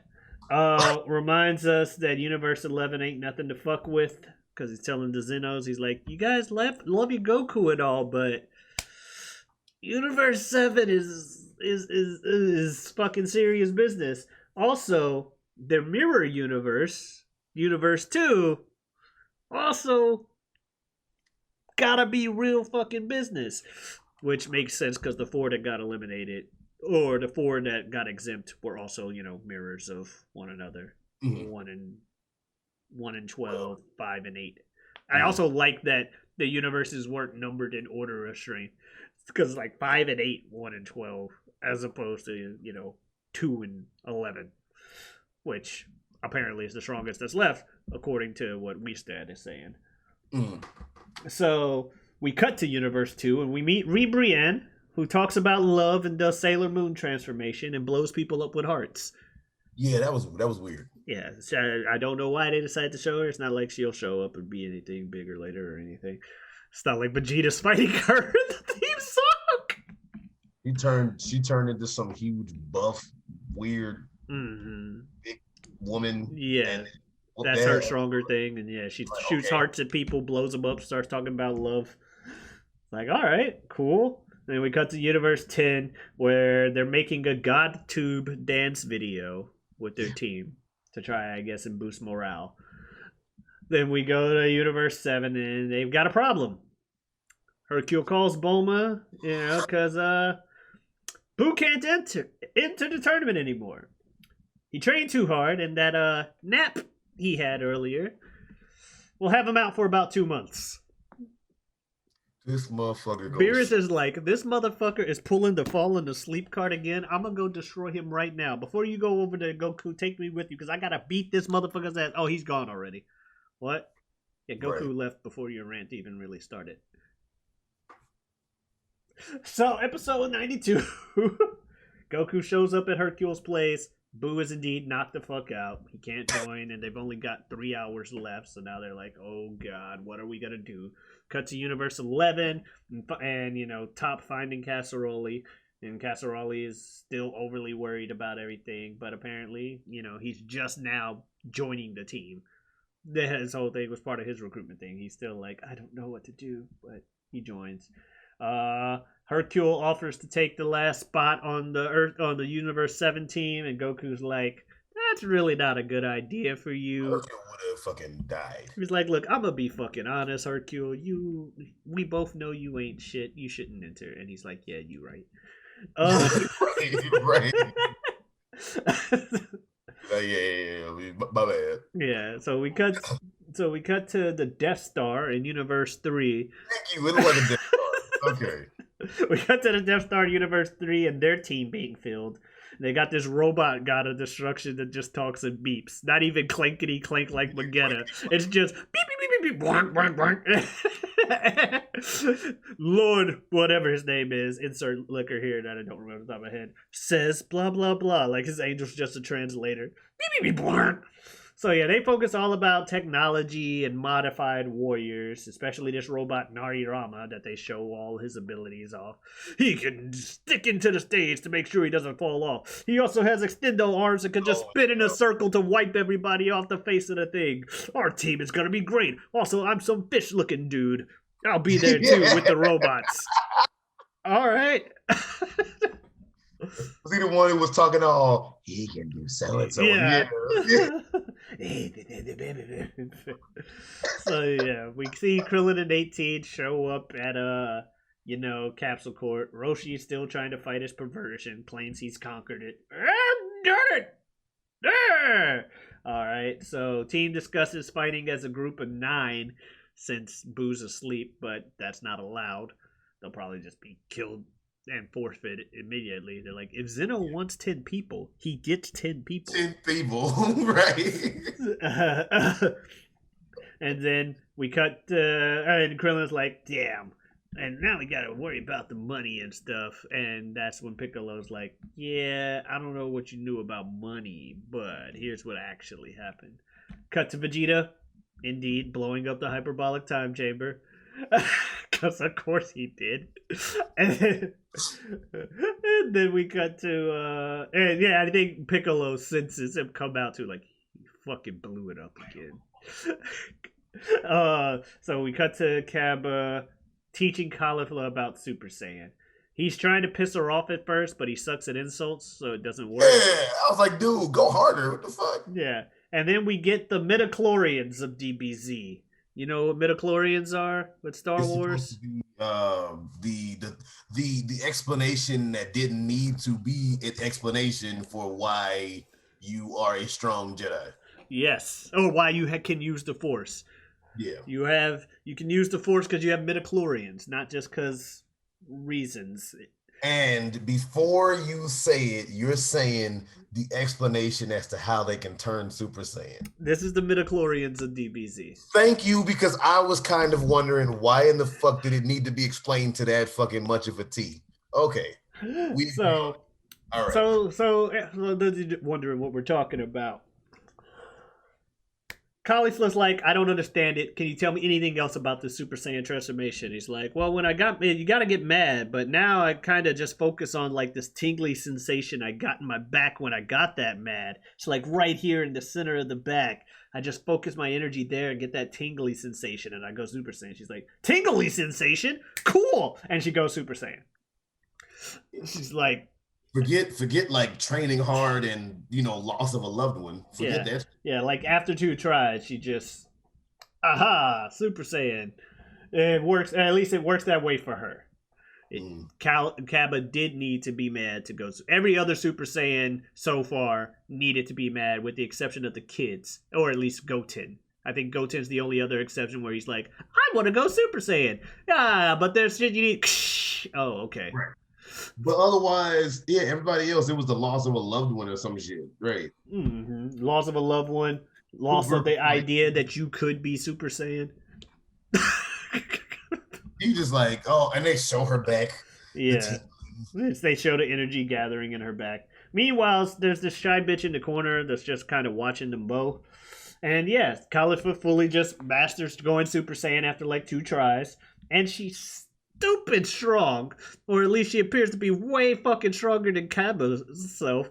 She's just like, cool, I'm Super Saiyan. Like, okay, so this is why she needed to be on the team. When it comes to Saiyans, Kaba ain't shit. I'm sorry. I mean, yeah, I think that's his whole point, though. So yeah, meanwhile, so she decides to join the team and calls out Kale, the shy bitch in the corner. She's like, not only am I joining your team, she's joining too. She's like a sister to me. We always, cool and buddy. So Khalifa tries to get Kale to go Super Saiyan. Meanwhile, Goku comes back to find out everybody's found out the truth, about this. Krillin's like, I'm dropping out because you had the nerve to hide that shit from me. Kind of like what we said earlier. He's like, all the shit we've been through our life, where the life or the universe is on the line, and you thought I'd care more about fucking money to enter this? It's like you said. Like they've never had the universe be on the line before and everybody stuck around. Why couldn't he fucking just tell the truth? It would cause a panic. Don't tell normal civilians. Tell the people who are used to this, who can act like they've been there before.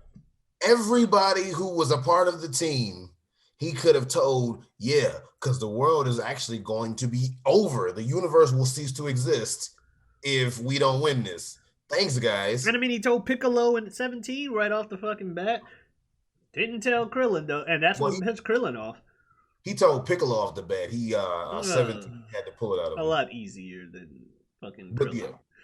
But yeah. And he's like, so yeah, we're leaving, and 18's leaving too, because, no money or whatever. Beerus is like, you're fucking staying. I'll fucking destroy your ass if you leave this team. And it's like, okay. And then Bulma, and then 18's like, well, you still offered me money and I ain't fighting without money. And Bulma's like, fine, I'll just pay the 10 million zenny to everybody. Goku promised 10 million zenny. And there you go. Because at first Goku's like, well, can't Bulma just pay it? No! Not with you just asking me about this, but that's like nothing to you. And then Bulma realizes, wait, the world is going to end. Well, after, it got to that point, she's like, well, if it needs to be, cool. But she was still just as mad at Goku as everybody else. Like, we've been riding with you since we were like 15. We've been here before. You can tell us shit like this. Essentially, if you need to tell us shit like this, because we're just like, whatever, cool tourney. Aha. Get some money. Get to see powerful people. But no, now it's serious. So anyway, Beerus is mad that they killed all the strong fighters in their universe, because he's like, We've got all the situation. If you motherfuckers hadn't killed everybody on the goddamn universe that was strong. Not to mention, he's just nonchalantly destroys the planet because they don't have good enough food. And then he told Frieza to destroy Vegeta. Anyway, so we got... But that's when Goku's like, wait, I got an idea. Let's use Frieza. And then the episode ended, and my eyes got so big, and I could not watch the next episode fast enough. Seriously, when he said that, I was like, out of the whole like so far, I was interested in the episodes. I couldn't watch the next episode fast enough. I was like, what the fuck did he say? He said, boogie back.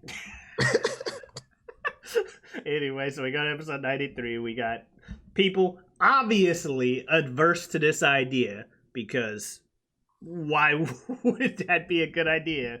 The last time you brought this nigga back to life, he just leaped to the same level of strength you were and was even when you had to struggle to beat him. And you want to bring him back? But Goku's like, what's the worst you could do? I just mentioned it. And Whis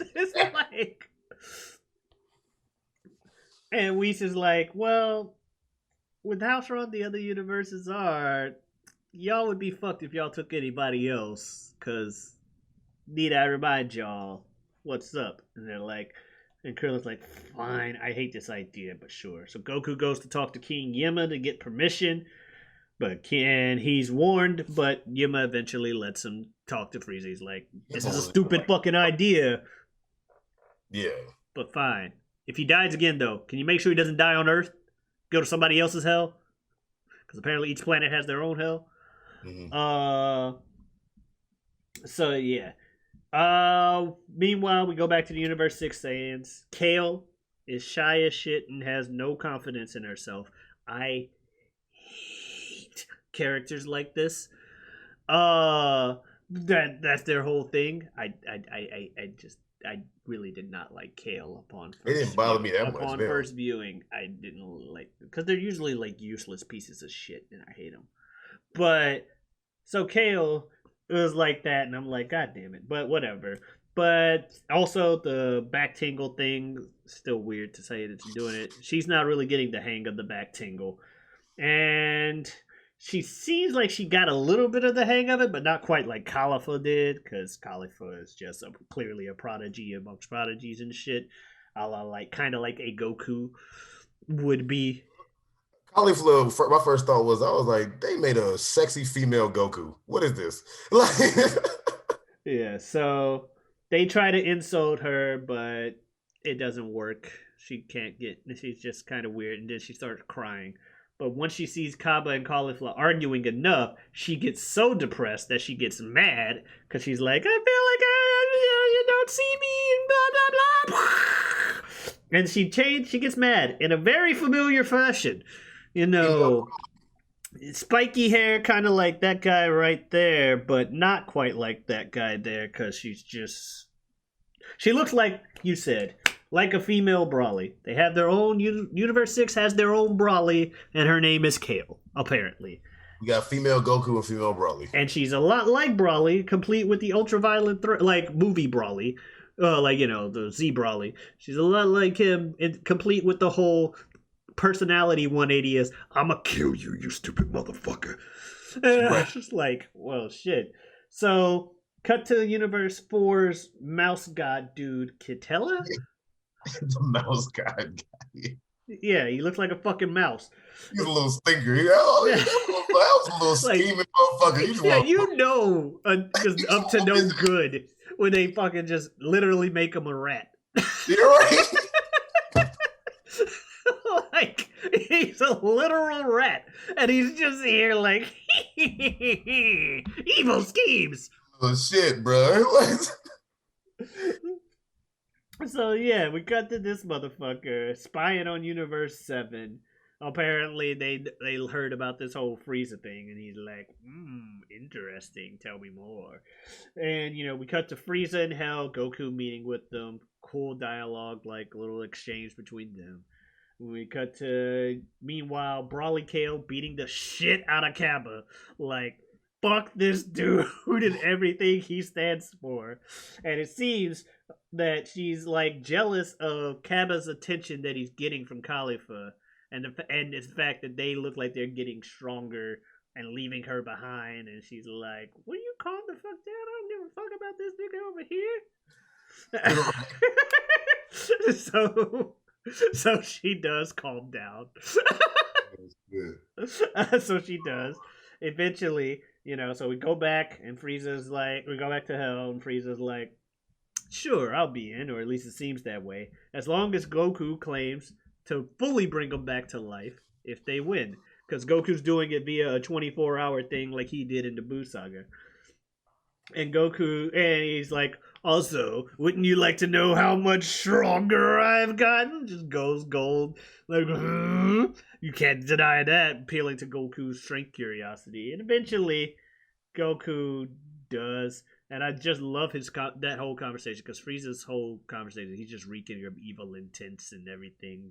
Random little side note, because I was looking into some stuff, and the original voice actor for Frieza, because remember I told you I thought Frieza's voice sounded different. The original voice actor for Frieza, who was Linda Young, has been replaced in Dragon Ball Super by Chris Ayers, right? So Chris Ayers is doing the voice for Frieza now. Linda Young is not doing the voice for Frieza anymore, but came back for one episode to do the voice for Baba. Huh. Because the original voice actor for Frieza is also the voice for Baba, but not the voice actor for Frieza in Super, but came back for one episode to be Baba. That was just weird. So, yeah. Interesting. Yeah. So Frieza, eventually Goku agrees. Baba is mad at Goku for calling her last minute and shit, but eventually does what she needs to do. And then we see more scheming by Catella in Universe 4, like, I'm a literal rat. Where's the cheese? Got a cheesy scheme for you. So we go to episode. I was like, I want to choke that motherfucker. That little scheming little shit, man. Yeah, so we got to episode 94. Goku tells people the terms of Frieza joining, much to most people's chagrin, but Whis is like, y'all ain't really have a choice, so. Also, who gives a fuck if he's... According to Whis, he's like, who gives a fuck if one Frieza is released on the universe versus everyone dying? Yeah. So, what choice do we have at this point with fucking Boo's fat ass sleeping?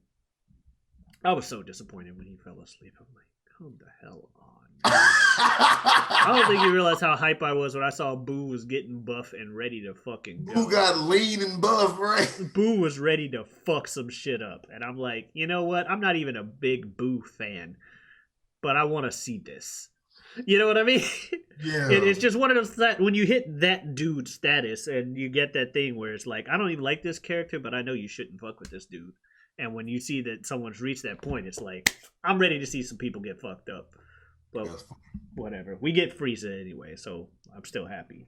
But apparently Catella is spreading rumors about Universe 7 and stuff, trying to get Universe 9's god, Sidra, to kill Frieza for him, so Universe 7 gets disqualified and doesn't enter the tournament, because fuck them.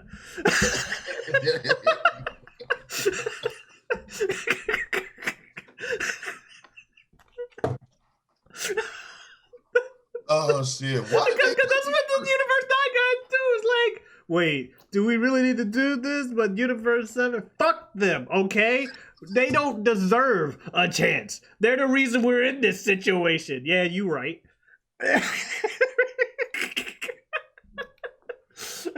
So, yeah. Meanwhile, the parents gotta lie to the kids about the situation because they ain't told the kids anything. They're like, wait, the kids haven't heard about the tournament of power yet, just in passing? Well, we can't tell them now. The people on this scheming board over here are friends of your parents that want to, give Bulma birthday, birthing gifts. But why is Frieza up there? Poor Vegeta has to go over here and lie and vouch for Frieza, and you can see just how literally painful it was for him. It seems Frieza's a good guy now. And it's turned over.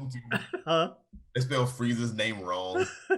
Notice that they spelled it with 2 E's. Yeah. So, yeah, Goku then sends Krillin, to take the kids to 17's island and pick up 17. Roshi was training with Yajirobe and Korin for old times' sake, which was cool. And yeah, they do have a gag about Roshi not being able to fly. He's like, I'm off. Hey, I forgot I can't fly. Right. Oh, okay. So that's still true. Meanwhile, Universe 9 still plotting to kill Frieza once he's rest, so Universe 7 won't have enough people. We cut to the twins, 18 and 17, meeting each other for the first time in a while, and Krillin being awkward as all shit. First time seeing 17 in a long time, right? Mm-hmm. And so that was fun. Meanwhile, Marin gets left with the other kids so they can all just do stuff. And then you got the poachers like, oh, they're leaving the island. Now we can attack. They just left the kids come. We literally just saw them fly, sir. I think it's safe to say they're not normal kids. Thank you. Thank you for having a smart thing. Dude, are you fucking kidding me? Those kids can fly. The hell's wrong with you? But yeah, we go back to 17 arriving in Capsule Corp. Epic fucking fake out handshake with Piccolo. And then I have this note here. Take the damn glasses off, Gohan. Doesn't bother me. Take them damn glasses off, Gohan. Doesn't bother me. So yeah, out comes Frieza from, the afterlife. Immediately punches Goku in the stomach. Oops, my hand slipped. And Goku's like, oops, my hand slipped too. Then punching the shit out of him. And then he's like, okay, now here are the rules, this, and no more hand slipping. Right? Yeah, no more hand slipping. And, so that was kind of cool. Meanwhile, there's tons of people outside. Whole fucking army shows up outside. And they try to talk shit. Frieza immediately murks one. Oops! Oh, so clumsy. I guess I shouldn't have shot him. Or at least he tries to murk one. It's like this dog-looking dude. He tries to murk him. And Goku's like, look, we don't have time to fight them. We gotta leave. Frieza's like, fine then, I'll just go gold. Get some epic-ass more choir music and shit. As well as, we see the last stages of the ring being formed. And it's like, all right, Frieza ends the episode ready to fight. Taking us to episode 95. Where the Universe 9 folks keep taunting. Frieza mentions that he has mastered controlling his golden Frieza form. They really need to stop bringing this nigga back. He's like... Right. They won't drain his energy. Yeah, he's like, I've perfectly mastered it. Perfect control in one hand, indomitable strength in the other. This is the true golden Frieza. 2 different colors to illustrate this to us and shit. Right. Like, no, I have fully mastered this shit while sitting in a cocoon in hell. It's like, yeah, stop bringing this dude back. That's not a good idea. He's gonna be exponentially stronger each time. And he is unrepentingly evil. Unrepentingly evil, and I love it. Just because not every villain's got to be deep. I love deep villains too, but the evilest of evil. Yeah. So yeah, he starts murking folks left and right. Goku tells him to stop. The dog man that leads the army starts sneaking up. Apparently, Sidra lent him some of his destruction energy.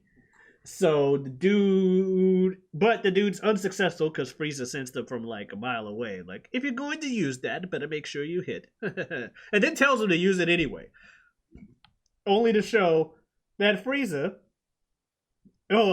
first knocked an attack away. Then dog's like, aha, surprise attack. Destroys the second one. Destroys like a third one. Like all guys. Then he's like, surprise from below, motherfucker. What? Ah! JK.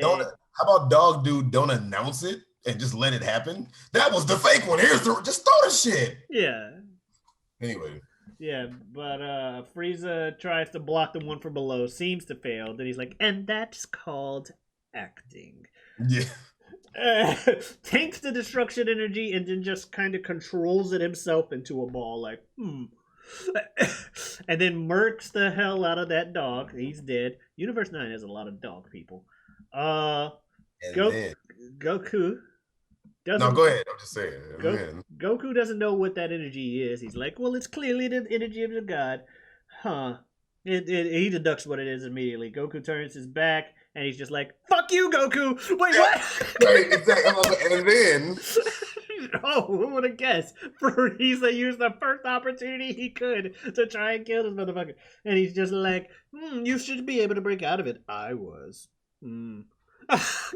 Meanwhile, the Zenos are getting hype. They're just like, yay, the raid's completed. Can people start dying yet? Goku can't seem to power out of this sphere. Frieza kills even more people while Goku has to watch now. And he's like, you know what? I want to meet the god of your universe, and you're gonna tell me how. And then after killing more people, contacts the Universe 9 dudes like, I've killed all your soldiers, but I got a proposition. I want to join your team.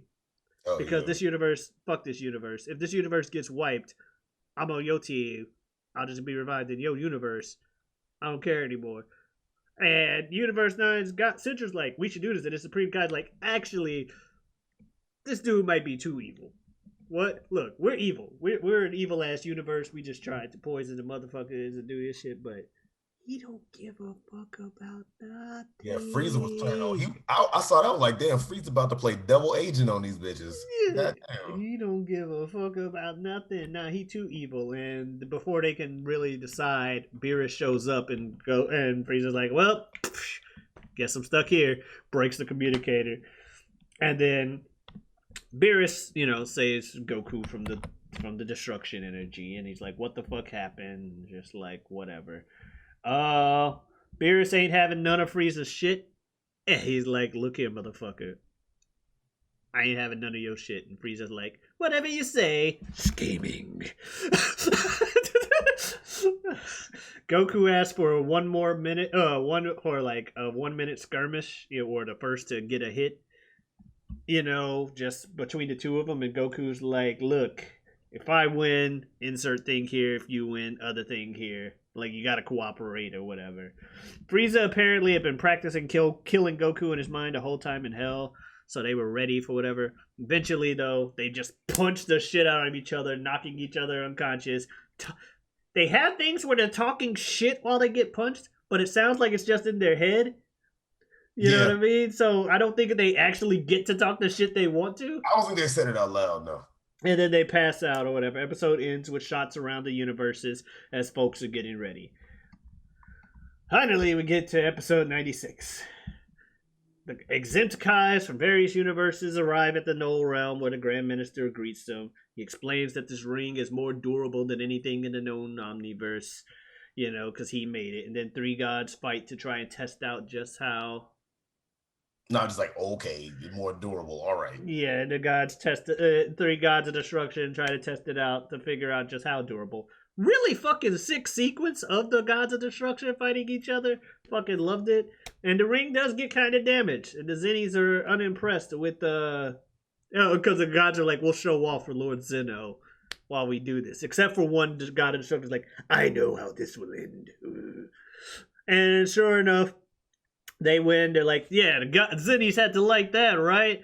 And Zennies them fall asleep. They got sleep mask on and everything. It's like, oh, it looks like they got tuckered out. What the fuck? Also, fix my fucking ring. That's why I was like, yo, bro. You told me that it was reinforced. You told me to fight and go all out. I destroyed it. Now I gotta fix it. What kind of shit? Like, all right, now fix the fucking ring before everybody gets here. What? But you told us, and you heard me. I'll see you guys in a bit. That was fucked up. Cool. You proved that you could break it. Now fix it. Wait, what? That was fucked up. And then you see the fucking other guy that sat out of it like, yeah, I knew better. Maybe he did know how it would end.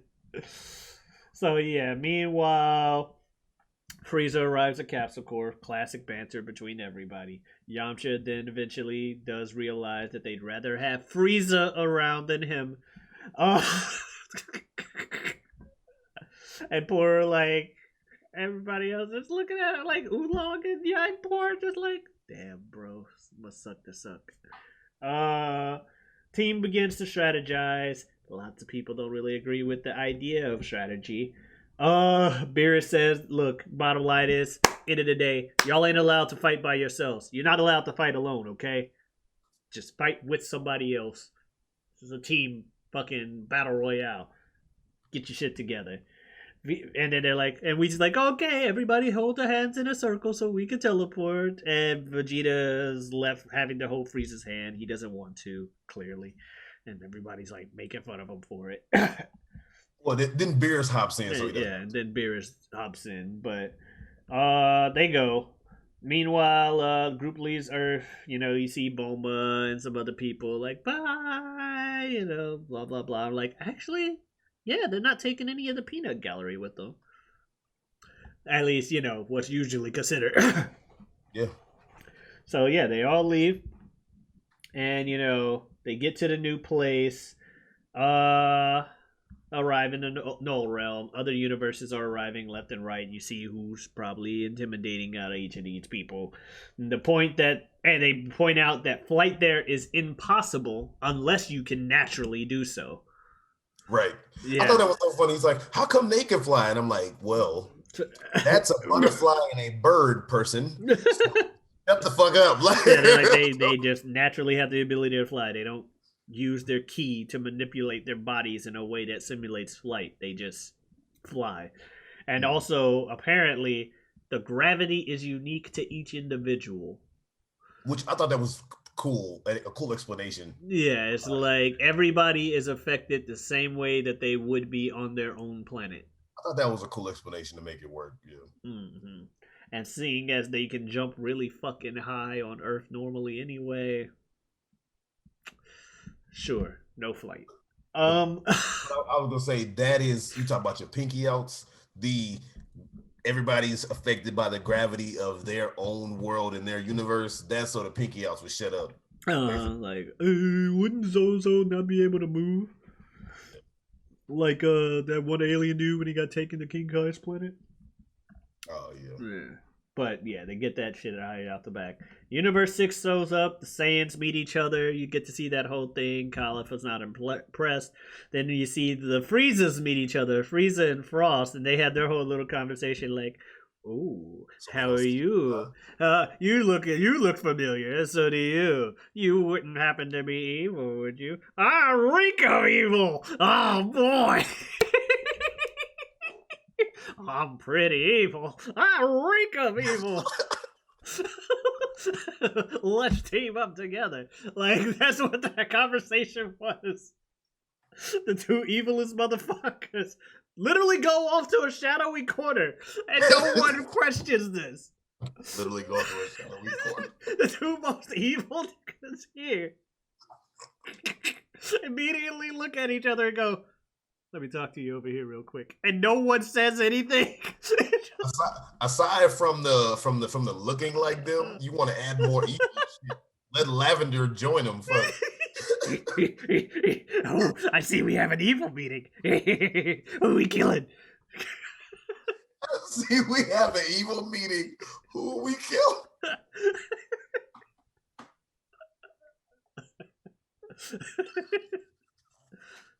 Anyway. So, yeah, the Friezas plan to team up, apparently. Because, you know, Frieza gonna freeze. Who would have guessed? Universe 11 shows up. Goku immediately is like, oh, hey, Top, what's up? Bitch, I don't like you. And like, before... oh, hey, Hit, how's it going, bitch? I don't like you. Yeah, he tried to do that with Hit, too. And Hit's like, what the fuck, man? Now's not the time. Of all the times to be like, yo, dude, what's up? This is not the fucking time, okay? And then fucking, he's like, oh, that gray dude seems pretty cool. Dude just teleports behind him. Get the fuck out of here. It's like, well, damn. All right. So, yeah, and then The gods are trying to fix the ring. They're putting in the remaining pieces. They're going everywhere. People are dodging out the way, even Goku. But not the gray dude. Gray dude just fucking stands there. Shit just moves around him. And Goku's like, wow. He knew where they were gonna land. It's like, yeah, be afraid. This is that nigga. All right.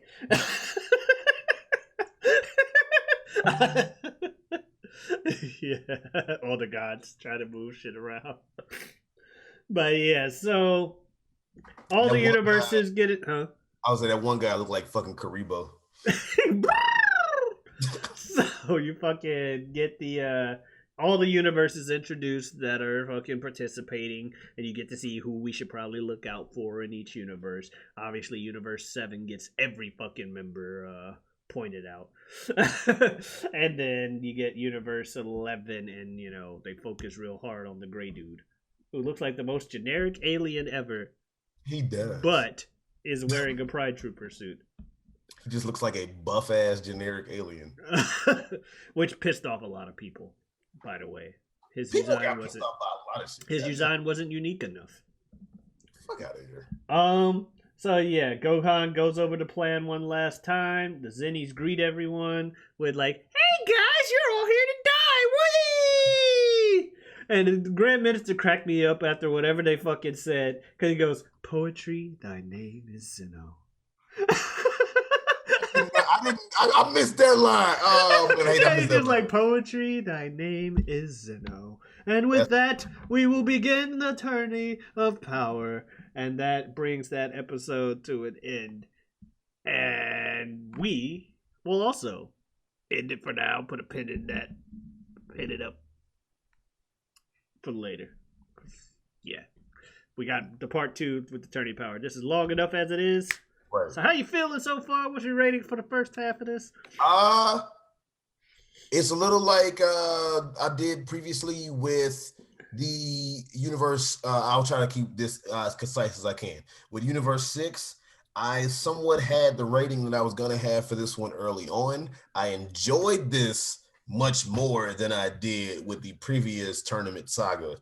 I'm wondering if I don't necessarily like tournaments as much as other sagas, but I did enjoy this. But my rating for this one, I know I gave Universe 6 shockingly a 6, but I'm gonna give this one a 7 because I think 7 is such a safe rating, I think, to give stuff because it's right below like good. Mm-hmm. And then are really good, and then it's just above average. So it's like right in that pocket of safe. But I give it a 7. I think the reason why, now granted we had 55 fucking episodes, but I think what it is, and I'm not sure yet, might just be some subconscious thing. I'm not sure yet. I'm trying to figure it out. I think the reason why I don't necessarily probably appreciate the tournament as much is because with the movies like Avengers or whatever, where you get your ragtag group of people, I want you to get everybody and then show me how you got everybody, and then let's get there and let's do the thing. But I feel like it took too long to get everybody. And I'm like, let's do a thing. Let's get everybody.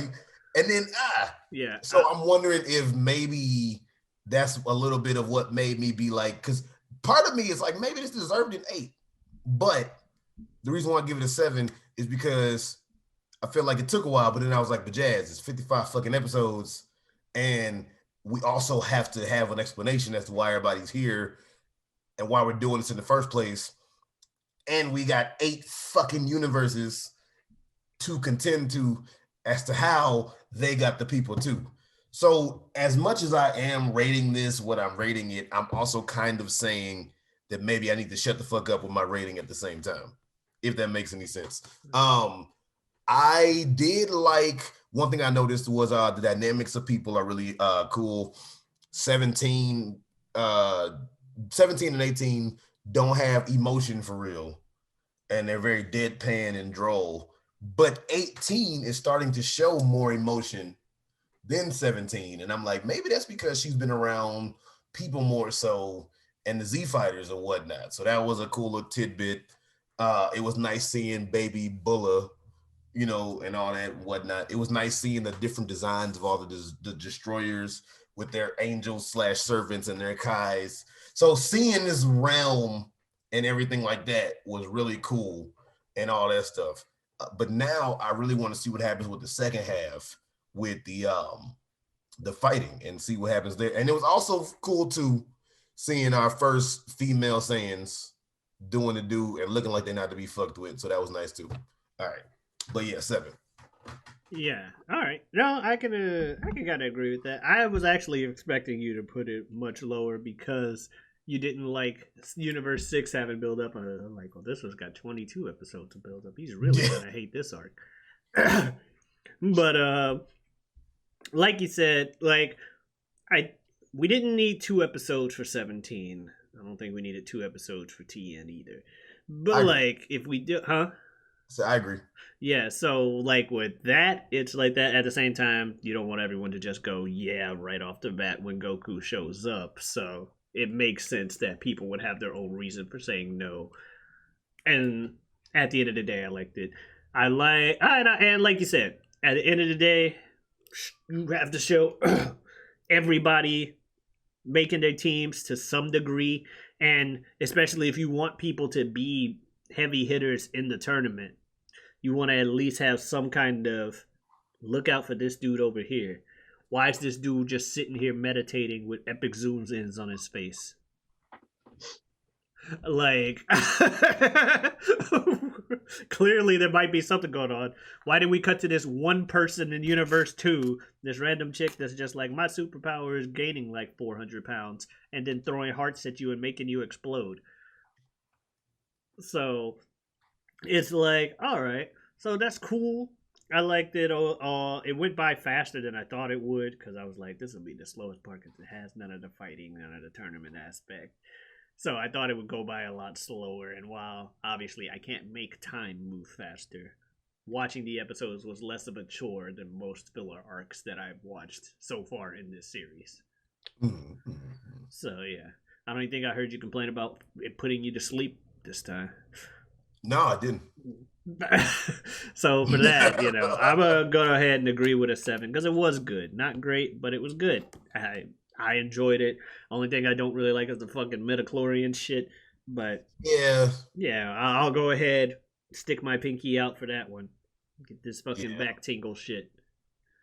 Yeah, I give you that. I didn't think about the back tingle thing being that much of a problem in the moment of watching, but now that you mention it, that is a little like we didn't need to explain aside from rage and the loss of a loved one and training. People have too many problems with that nowadays. They're like, we've had this explanation that has worked for the entirety of our existence, but no, we need to try and make it somewhat more scientific or something else. Like with Cyclops and his eye beams. Oh, his eyes are actually portals to the fucking laser dimension. No, why can't he just be solar powered? No. I don't know if that's the exact of it, but that's what someone told me. They tried to retcon it too. I'm like, no, I'm sticking with what they told me in 63 because it worked for 50 years.